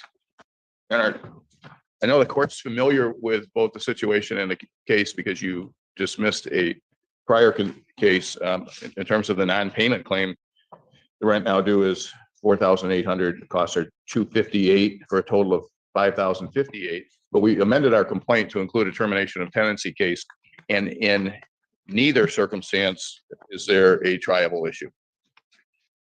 So yesterday I did apply for our VHS assistance, so I can at least try to get some. I do not owe all of that, Your Honor. I did say that last time. I'm gonna say that again. All of this started over her assaulting me and me calling the police. This is the whole reason why this situation started. I am looking to move and I am going to move. I just kind of want to make sure that all of this is taken care of. I don't feel safe living in her home anymore. She's All right, now, since so- school started, she's now shut off the Wi-Fi, which was supposed to be included in the rent. She is shut off. She shut the fuse off downstairs to the washer and dryer, so I no longer use the washer and dryer. She's taken the lock off the screen door, so I can no longer lock the screen door. Judge, are we trying this case now? I don't know what we're doing. Ma'am, But you want to move out. I do want to look to move out, so I am asking that DHS help me, get this paid, so that way I don't owe any money. I don't. Well, this is a possession only case. I don't, we're not asking for a money judgment at this Oh, time. I don't think. So it's just a possession only case. So when are you gonna move? By July 1st. Really, probably. Today's what, the 18? Okay. The 10 days would be the 28th. I think the first, I think it's a Monday. Is that right? First is a Monday. So if you give, if we have a judgment with no redemption amount for the 28th and she's gone by the first, she will have satisfied the judgment. What? I have no idea what any of that means. Sorry. Basically, there would be a judgment. There's nothing in this case for me to try. Okay. So first of all, so there would be a judgment. You want to move. Yes. They're not asking at this time for money. So it would just be fashioning a judgment for a move out date. And you would normally get 10 days. Okay. You said July 1st, you would normally get 10 days. I would make it the 28th, which would be 10 days, but that's a Friday. And so the first is that Monday. Okay, sounds good to me. Does it work? Yeah. Okay. Court, Your Honor, I have after a, hearing no tribal issue? and I'll take out the redemption amount. Correct. There'll be no redemption amount. We'll just do it as a termination. You'll move. That sound good? Yes, sir. Thank you. All right. Hasn't, then I had to come Well, back. hold on. Well, hold on. Oh, she We're not quite done. We could order the eviction. had to come back.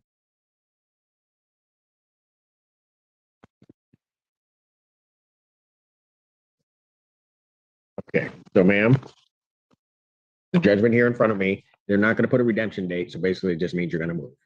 And that you're gonna move by June 28th, 2024, which would be your 10 days. And I'm finding that based after a hearing on no tribal issue. Any questions you have?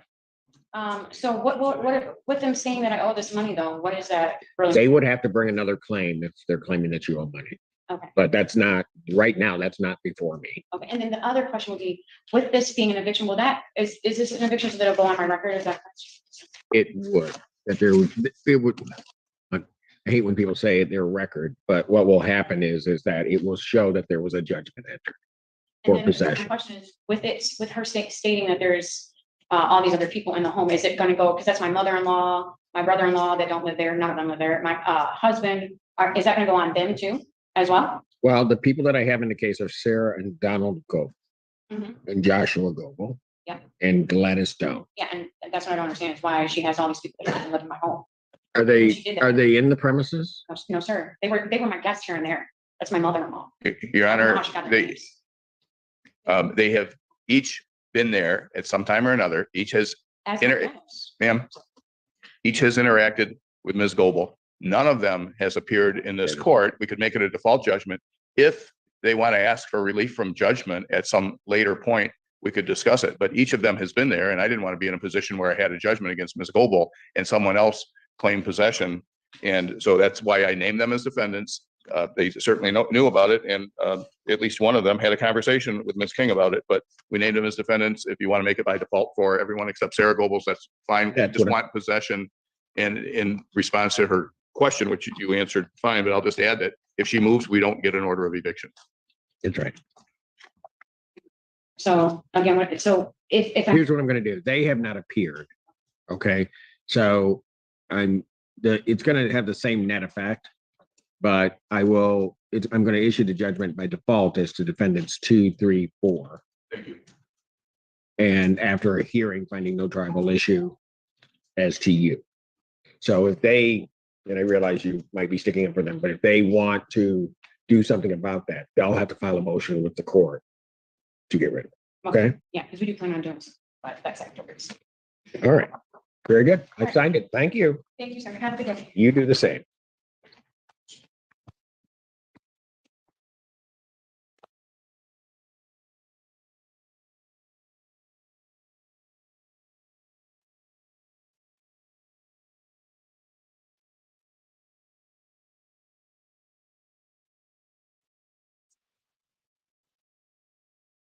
Or calls the case of New Park Ridge versus Sakima Cooper.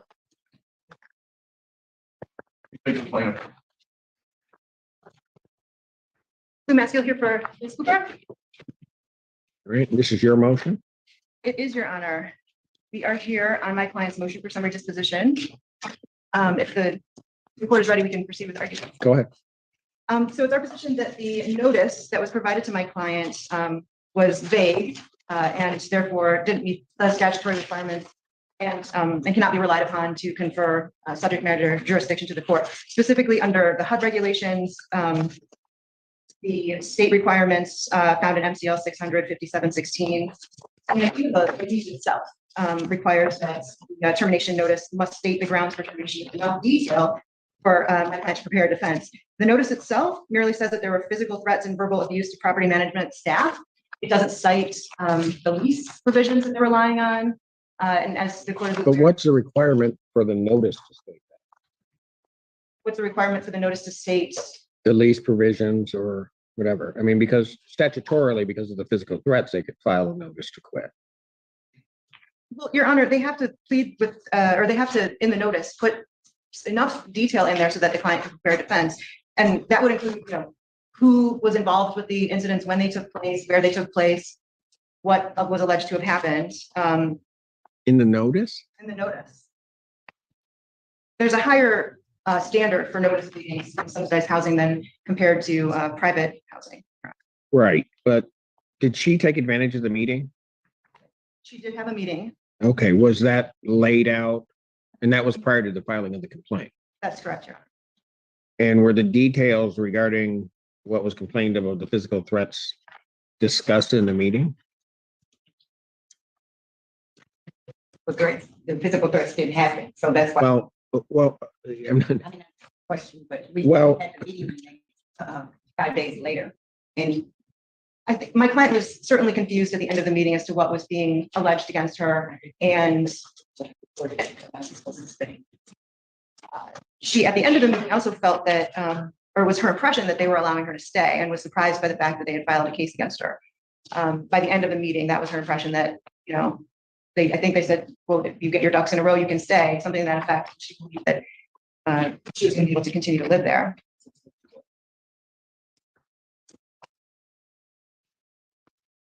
Mr. Frank, So go ahead. I'm sorry, Ms. Masco, go ahead. the other issue with the notice, Your Honor, is that they haven't specified in the lease, what lease provisions or what standard they're adhering to terminate the lease. So, if you refer to the lease, it says that they can only terminate in certain circumstances. One of those is material noncompliance with the lease. Another category would be good cause, and those are found in paragraph 22 of the lease. And good cause is also defined in several different ways in the lease. So they don't specify what exactly provision of the lease they're relying on, merely just saying that there were allegedly arresting. So it's our position really that they don't comply with federal or state laws about notice requirements in subsidized housing, or even the lease itself. Your Honor, I just have three things to say. The first is that even if what my sister at the bar alleged was accurate in terms of facts, that would not deny this court subject matter jurisdiction. That's the sole basis for this motion, 0.116C4, that you lack subject matter jurisdiction. We have litigated this issue before, albeit in a CARES Act case, but it's the same thing. We filed a complaint with a notice to quit and a copy of the lease pursuant to the statute. You have subject matter jurisdiction over summary proceedings. That's the first part. Secondly, the complaint itself alleges a violation of lease paragraph 12 and 22 and references the notice to quit. And third, if the defendant would like a more definite statement, you can order us to provide one and we will lay it out. Those are my three responses, Judge. I don't think I have anything else to say. Anything else? Ms. Yes, Your Honor, with regard to Mr. Fink's last point first, the reason that the notice itself has to include more specific details is it provides the tenants with an opportunity to decide how they want to proceed. Specifically, she may have decided to move out. She may have decided to, seek other arrangements. It's not appropriate to leave that all until a trial to take place before she can learn what the actual accusations are against her. Well, but isn't that the reason really for the meeting?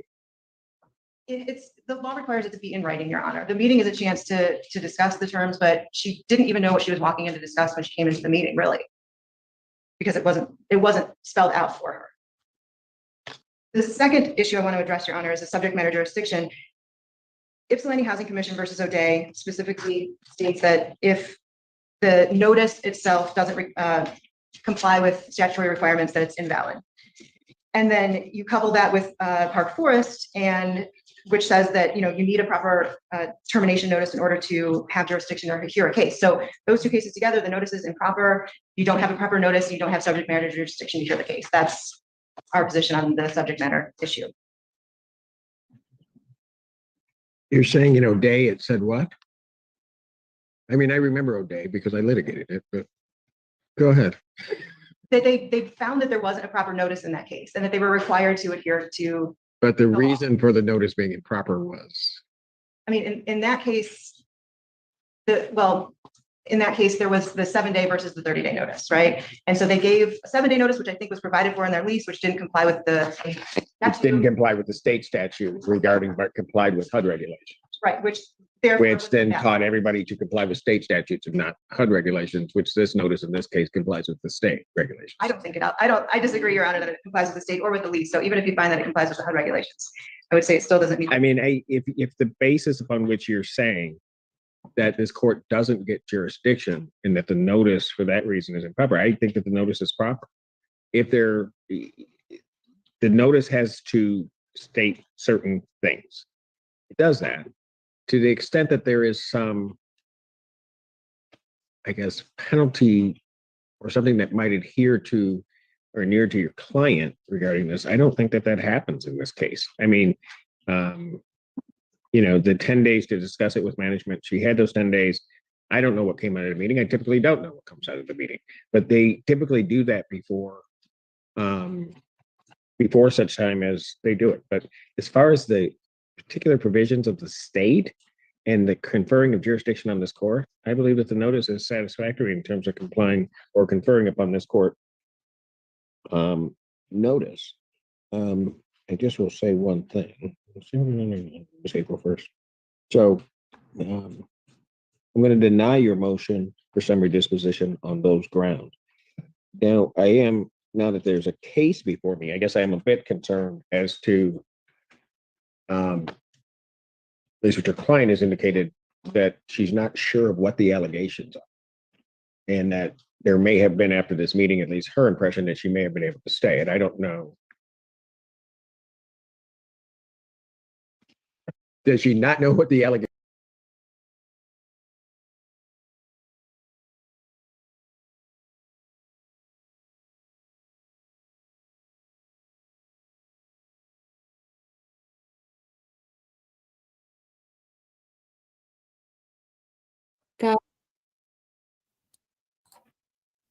I accidentally quit StreamYard.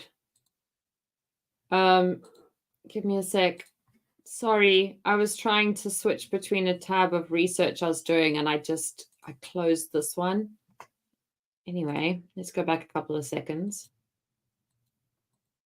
I don't think I disagree, Your Honor, that it complies with the state or with the lease. So even if you find that it complies with the HUD regulations, I would say it still doesn't meet. I mean, if the basis upon which you're saying that this court doesn't get jurisdiction and that the notice for that reason is improper, I think that the notice is proper. If the notice has to state certain things, it does that. To the extent that there is some,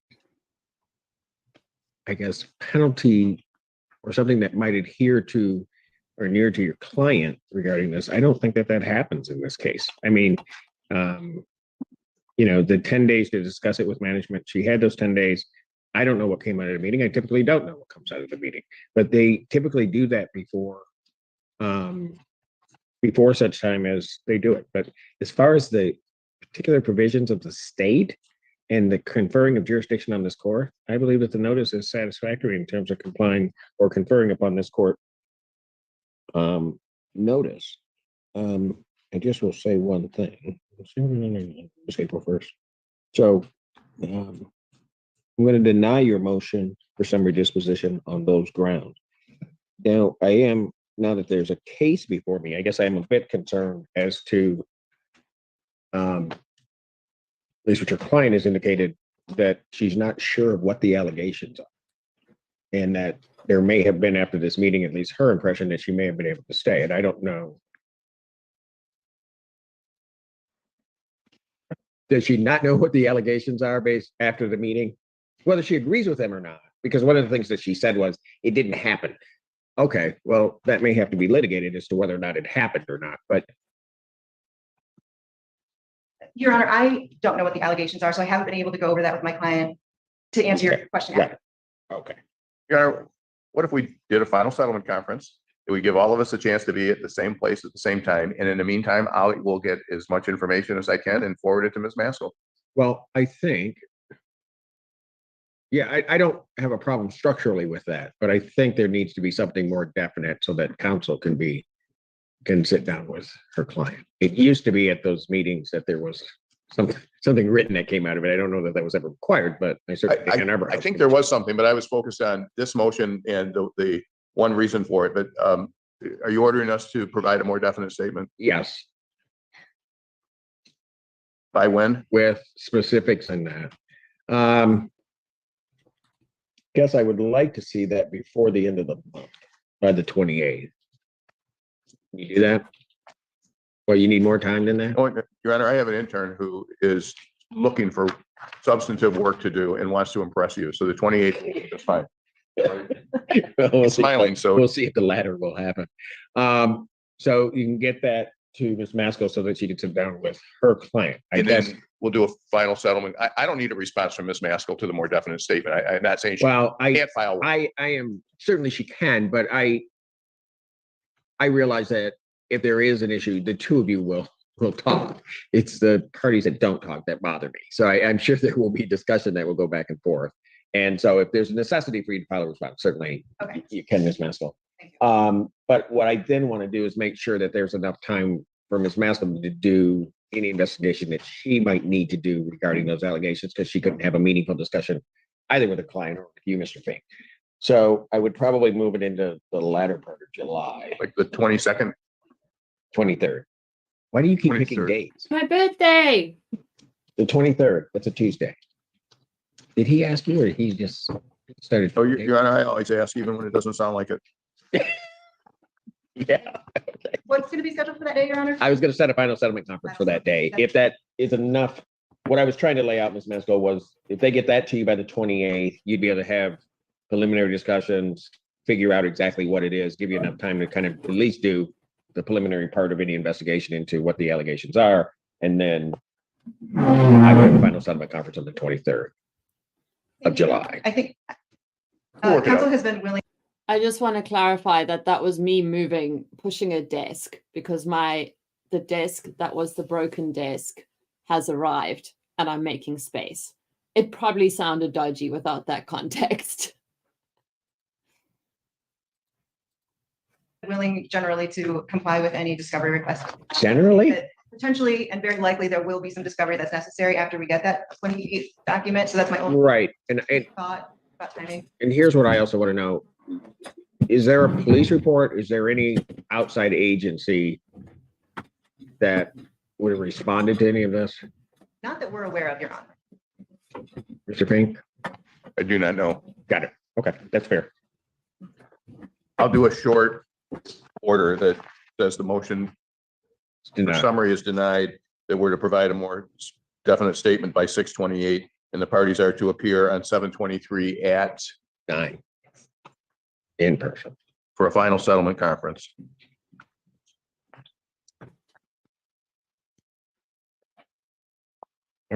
Your Honor, one other issue, Oh, there yes. are a few outstanding maintenance requests. I believe I spoke with Jillian about it. I can forward those along to you. I'm asking that we work together to You get know those what, you want me to do requests. I would love for you to do them, Your Honor. He's pretty handy. I would. Oh, no. And I suspect that is not. That's what it is. Plumbing and electrical I can do. You But send them to Ms. Engen, we'll make sure they get to the client. okay, We're good. Thank you, Your Honor. all righty. Thank you.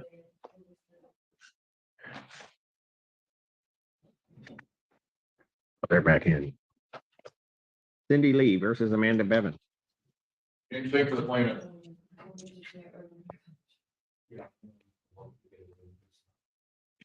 Your Honor, this is one that while Ms. Rosen and I also are very good at negotiating and communicating with each other, this one will require the court's assistance in what you generally call shuttle diplomacy. Okay, all right. Then you guys have to give me a few minutes. I'm gonna try to Thank you. finish up my. Trial. What's the last? It's Mr. Feeds, but it's Miss Bowers. Oh, do you know if Miss Bowers had to leave the courthouse and come back? Miss Bowers? Yes. She was doing a Zoom. Oh, was she handling her matter by Zoom? She said she had something before Judge Bar at 10. I just didn't want her to feel left out, but I'll leave her out if I have to. All right. Court recalls case of Samanek versus Ackerman and Meltzer.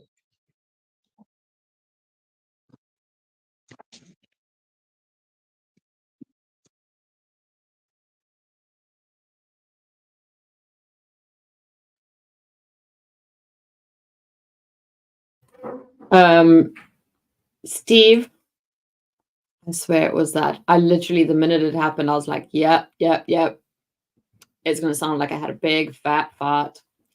The desk is all right. It's not broken, but the cheeky little sods, there is like a slight chip, like a tiny chip, but they've taken a black marker and tried to conceal it. And I feel like because the TV was broken and the desk was broken and I threw a whole fuss and went full Karen, that I feel like they should have found like the best one and sent that. So I haven't decided yet if I'm going to do anything. I've got Vaughn's chair here now to try and see if that helps, because like my shoulders are getting worse and worse and worse. But I think it might lean too far back.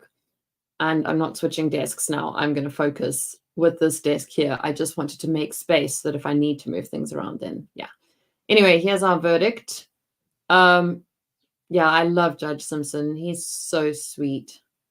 I guess it's like a family-friendly version of a swear that also starts with the same letter, I think.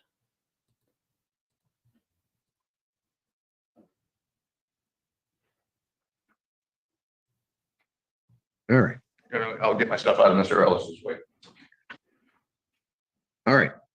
Were the parties able to try to talk at all, or do you guys just did? Unfortunately, we cannot resolve the case, Your Honor.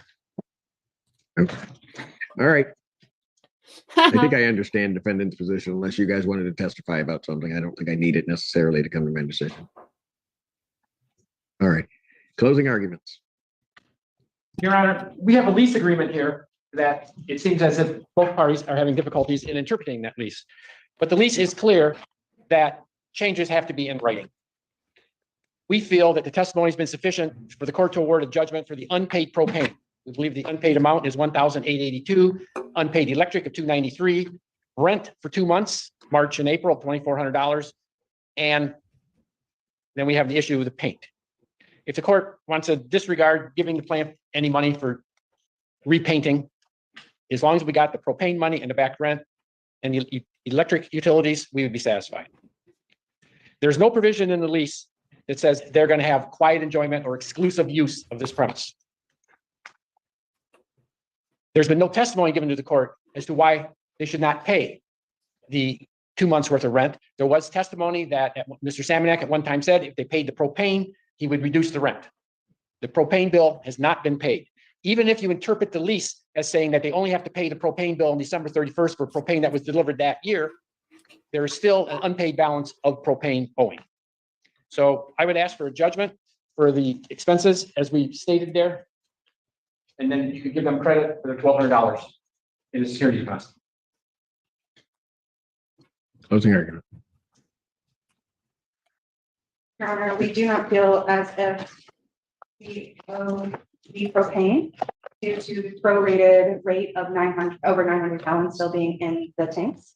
With the $1,400 payment due, which would null and void his claim of the rent, which we have satisfied per our agreement in January. And we dispute the charges as well. Your Honor, the entire basis for this was reaching out to the plaintiff in January due to multiple egregious violations of the lease agreement. The plaintiff has been unwilling to, and his attorney, to review the evidence, the severity of what's occurred and why we reached out in the first place in January to prorate the rent and facilitate an exit of the lease. In this case, we do not feel that we satisfied the rental payments in accordance with what we agreed to in January. that rental, prorated rental payment was not predicated on propane payment in any way, shape, or form.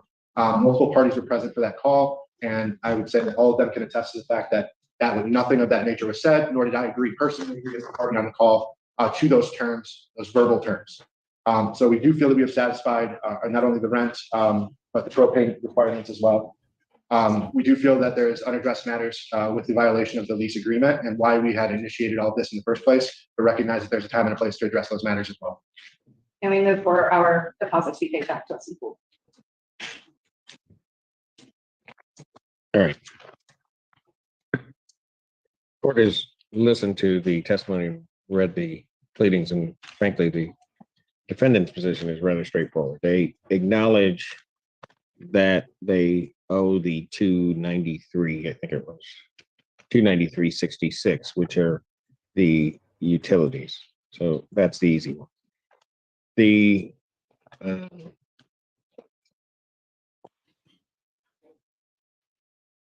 next rather easy one, but the court's going to make its own finding on this, and that is that what both parties agree on is that for those 2 months, there was an agreement for basically a 50% rent reduction. One party says it's because of what were the conditions of the premises and regarding use of the premises, that being the defendant. And the plaintiff is indicating that the reduction came because of, or if the reduction would take place and the defendants were to pay the propane, but had somehow not done that. And so therefore he considered, as his words are, he considered the agreement void. I have to say, when the court analyzes that, the plaintiff's position makes no sense. I don't know why I would give a reduction in rent for somebody to pay me another bill or outlay in cash. That just doesn't make any sense. What I think is that there was some dispute between the parties, and the court would find that was more along the lines of what the defendant is claiming. And I find that their statement regarding that is correct. I don't believe that this propane was of such an issue that it would require the rent to go down. If one's not paying what in effect may be a utility, why would I reduce their rent so that they could pay me that? Again, that makes no sense to me. And so the court believes that for those 2 months that the defendants do owe $600 per month, but the $1,200 for those 2 months. I would indicate that, and I'll put it this way, my other reason for finding that regarding the reduction in rent is the same confusion that comes from the lease itself. The lease itself, and this is why people should probably have attorneys draft leases for them in full and fully understand its implications, because that lease leases that whole premises. That whole address is leased there. So there's that. So the court does believe that they owe that $1,200. Yes, ma'am. Sorry, we did fulfill that in February when we paid January, February, March, and April to Mr. Salmon. So you paid the $1,200? We paid $2,400 to him for those 4 months and the 50% reduction. Got it. Okay. So we've already satisfied. You already paid that. Got it. The son-in-law Harvey Proctor came to. I don't need to know all of that. Sorry, she answered my question. Are you two married yet? 3 months. 3 months you get married? So by that time, you're going to learn to keep your mouth shut after she speaks? I'm getting. I hope so. All right. Maybe you'll get it. All right. Would, so that I want to make sure I'm clear, does plaintiff agree that that 600 was paid? Well, Your Honor, I'm not looking for full argument. I'm just saying, did they pay the rate at 600 for those months? but for those 2 months, but if you look back at January, the $600 in January forward. I'll take that as a yes. I'm done.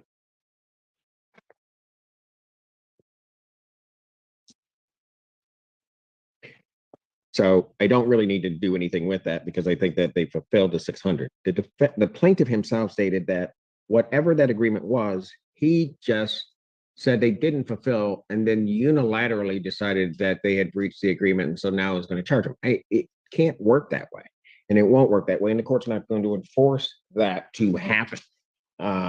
Particularly when now he's here attempting to try to sue for the propane that he wanted them to pay, which some of that, quite frankly, given the lease, they don't owe. Now comes the really, in this case, well, let me just deal with one other issue. So I've dealt with the rent. Quite frankly, I believe that the defendants have satisfied the rental provision as outlined and as amended by the parties. As to the electric, they admit that they owe the electric, just so that we're all clear. In regard to the painting, I'm going to say this, and I'm going to try to put it as gently as I can. I have some issues regarding credibility from the plaintiff's side. And the issue that I have regarding that credibility is that it was very clear that the court was led to believe that there had been some outlay of cash, and I will have my recorder go back, about payments that he made in the amount of $1,700. Not true. I don't have a receipt here from Menards. I don't know if that's paid, but I certainly have questions about the plaintiff's credibility to this court. It wasn't until later that it turns out there was no payment in part on this paint job, that it was credit because that person owed him. That's a whole different scenario than to say, I have paid this money. And I think it was quite honestly a direct attempt to mislead this court as to what was actually transpiring. And so I don't believe that plaintiffs owe anything for any painting. When I look at that provision, one of the ways to interpret that provision regarding alterations and decorations, and because of the last portion that everything then belongs to the landlord. If it were a decoration, decorations don't belong to the landlord typically. They belong, unless, well, until such time as they become a fixture to the premises, that's when they become the landlord's property. Otherwise, they could be removed by the tenant. So theoretically, under that provision, had they hung a painting in the place, it all of a sudden belongs to the landlord. I don't think that that's the intent. I also don't know what occurred with this painting, but it doesn't really matter to me. I think, quite frankly, that the plaintiff lied to the court, or at least misled the court, or tried to mislead the court as to what he paid. And I'm having no part of that, and I'm not going to award any of the $1,700, anything for the painting in that regard. With regard to the propane.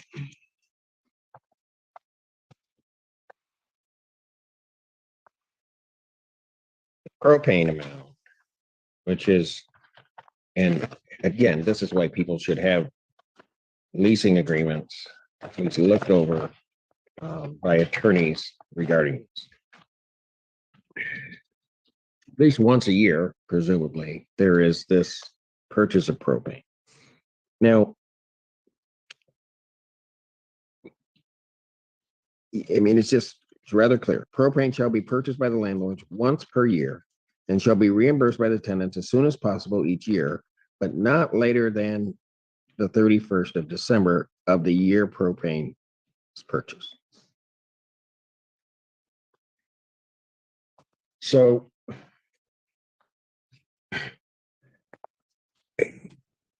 I can understand what plaintiff intends to do or is trying to do with reference to that propane, but he's stuck with his lease. He's stuck with his document.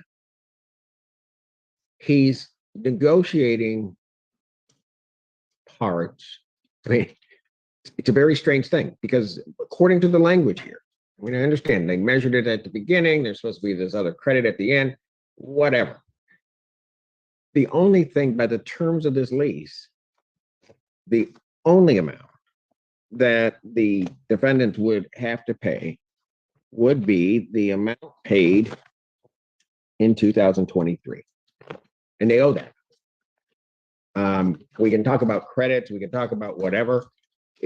None of that matters realistically, right? And the reason why this is a bad way to do it is because the next tenant is really the one that benefits from what you've done. That's part of the problem. But that next tenant also could have had a deficit to what you've done. The fact is you guys didn't use enough propane to make it even for you. That's really what happened. And maybe that's the risk in having this type of an agreement. I don't know if that was the intent of the parties. I'm just taking the plain language of what's there. That propane bill, so what they owe is just the propane and only the propane purchase during 2023. And that is an amount of $1,737.34.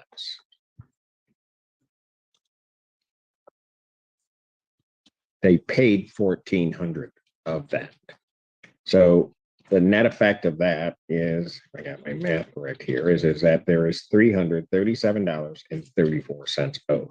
Whether you left propane in, what you had in, not part of what I'm looking at here, in this case. So they owe the plaintiff that amount, plus, Emily, you're gonna tell me what my math here, 293.66. It's actually gonna come to an even number. I hit one, yep. So the plaintiff owes, or the defendants owe to the plaintiff $631 in utilities and propane. They have a security deposit. While I thought maybe there might be an issue with the doubling of the security deposit, they haven't complied with the part of the Landlord Tenant Relationship Act regarding the security deposit in terms of the notification, the written notification, which can occur in different ways now, but the written notification of forwarding address. They may have known where, they may have known any of that, but I don't think that's been done, and neither do I think it's properly been pled, although it becomes an issue in the case. But 1,200 minus 631. 569. 569. All right. So the net effect of all of this, after hearing all of the testimony, is that defendants owe plaintiff $631. There's a security deposit of $1,200. The court's going to order that I won't put it in the form of a judgment. I'll put it in the form of an order that if not paid within what would be 15 days, that it would then become a judgment, which the defendants could enforce, that the plaintiff must pay to the defendants $569.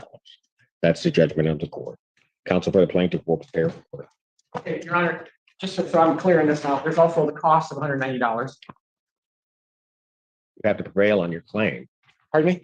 I'm not going to award costs. I don't think you've prevailed. Well, we have the filing fee, we have the service fee and the motion fee. How much do you want cost, counsel? Okay. So you're saying we're not entitled to the, I am not awarding costs, but what do you have as a total amount of the cost? we have, Because quite frankly, I think, counsel, this matter should have been resolved between the parties somehow and or another, and has been an absolute waste of time Your Honor, for all parties. I practiced law for 49 and a half years and I've settled every case that could be settled. These people thought they were owed. I don't care why, because I now rendered my decision, counsel. I'm just letting you know. I think it was a waste. I just think it could have been resolved somehow. How much are your costs, counsel? The costs are $190 for service fee, motion fee, and filing fee. Parties will split that cost in the case. You take $100 off of whatever I said is owed, and then we're done. So it'll be $469 coming. I'm done, folks. Can I ask a question? So sorry. Probably not, but go ahead. I just want to know, are we paying him anything or is he paying us? He's got to pay you $469. If he doesn't pay it within 15 days, it will be transformed into a judgment that you can enforce. Okay. So that nobody has a judgment against. Thank you. Thank you, Judge.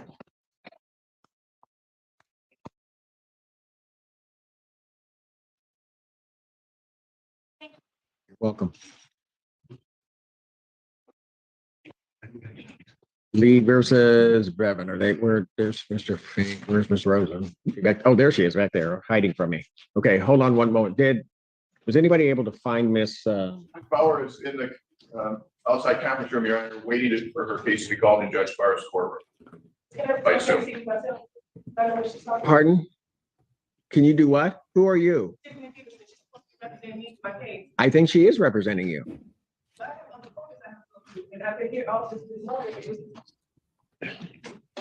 And so what would you like me to do? Well, I'm looking at you, but you mean call your case? You have an attorney. It would be unethical for me. It would be unethical for me to call the case when I know you have an attorney.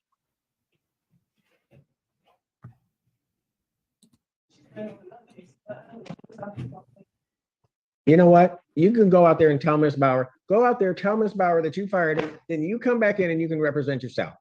As soon as she lets me know. Court's gonna stand in brief recess. I'll come out and deal with Ms. Rose and Mr. Ping. I will deal with you in a moment. You don't want to deal with me right this second. Court stand in recess. All rise. Okay. Let me just get back to my view. It's actually good timing. Recovery Addict will be live in 12 minutes.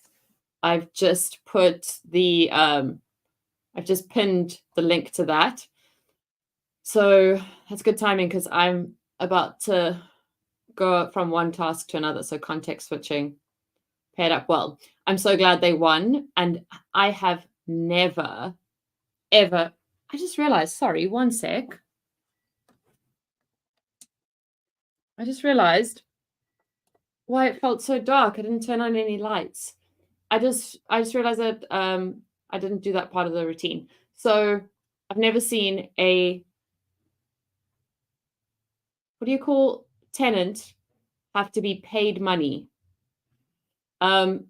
Steve, thanks for the heads up because I saw a notification on my YouTube, but I didn't want to click across because I was like in focus mode.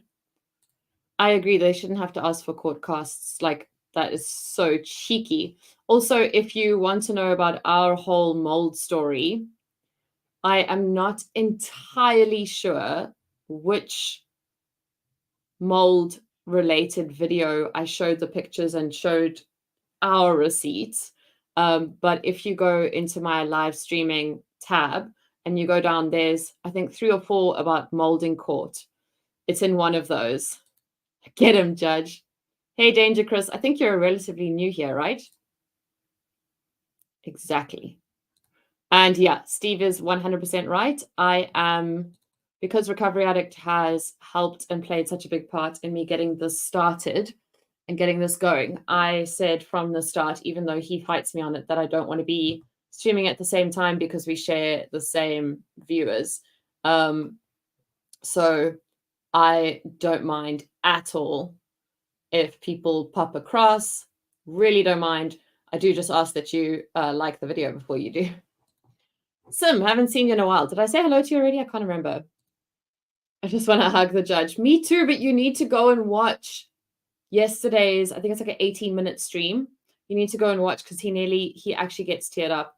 I got teared up a little. Yeah, I wouldn't want to be that person after either. Okay, so if there is a gap later today, then I will go to the rest of it. I'm seriously hoping that I can get that video of mine to, yeah, there's like there's like hours gap in this where there's no one in court. I was hoping that I could get this iMovie thing to export so I can post it, but I think I'm going to have to do it running overnight when I have nothing else open because I need like 5,000 tabs. There's 16 people watching. Oh my gosh, guys, like when did I start this? When was my first?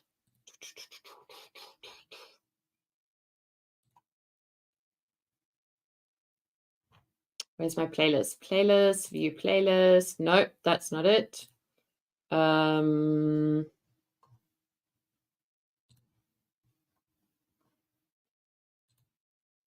I did my first one of these.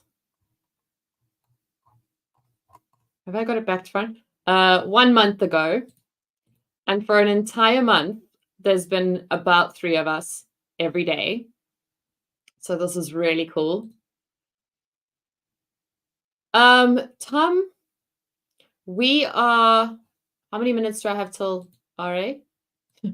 Before I say that, let me just quickly check. Where did he go to now? 4 minutes 58. Okay, we're very lucky because we have the Rental Housing Tribunal. They are absolutely fantastic. They helped us a lot. Our housing insurance also comes with lawyers. So we phoned them. They helped us with that. Not everyone has access to that, but we do have good legal aid. All depends on how much you earn. Third, we have a constitutional court, and I actually found constitutional court hearings on YouTube from our constitutional court, but basically that constitution is really solid. Our justice system, there's no jury. I have done a few videos on that, and I do plan on revisiting that at some time. Oh my gosh! Tea time on Table Mountain. This is the first time I've ever had someone from Cape Town here.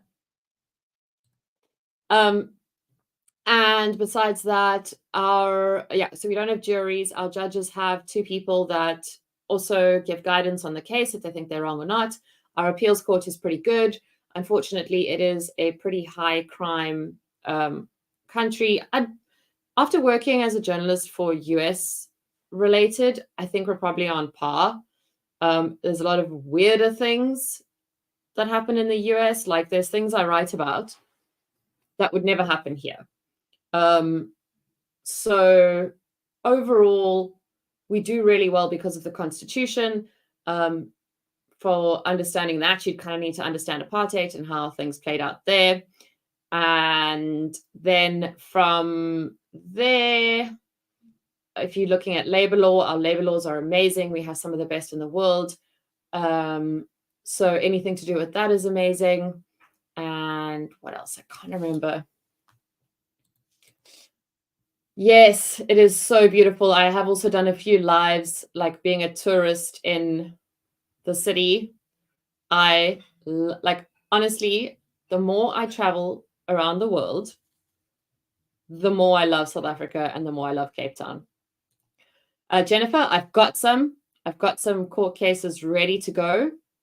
And I really want to show you guys the one that I was talking about covering the other day. How are we doing? 2 minutes 30. Phew. Good thing I used to do radio because we used to have about 90 seconds. So I'd love to be able to learn about other countries' courts. I hear you and I will do it. And I think it is also kind of unique because everybody's covering US courts. What I need to try and figure out is what is a good time of day for most of the US people.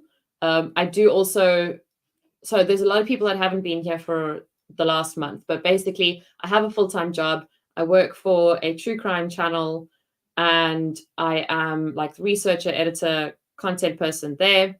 And then I also write for a history channel sometimes, and I'm the editor there. And that is my full-time job. So I work, I don't want to say 9 to 5 because I work 8 hours every day. And so this is very much a hobby and I don't plan on leaving my day job.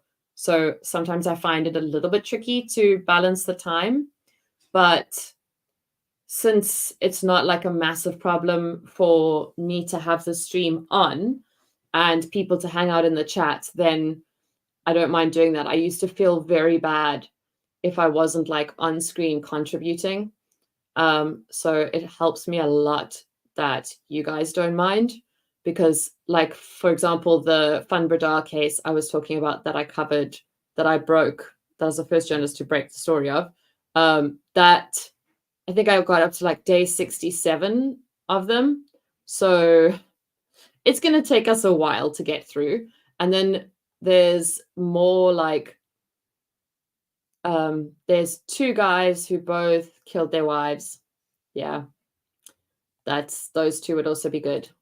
Yes, I do. And I've never seen you there, Tea Time, because we always, whenever there's South Africans in the chat, then we're like, hey, comrades. I am busy, but I enjoy it. This is very much a hobby. So I've told myself, like, I'm not going to stream if I'm not in the mood. I am not going to just like post something for the sake of posting. I'll let it grow. Thank you to the very first ever mod. Vaughn is very generous to sacrifice some of his time with you. Yeah, he's amazing. We also have a very big understanding of like, we after a work day, we need to have our own time. Oh, is Recovery Addict starting? No, he's late.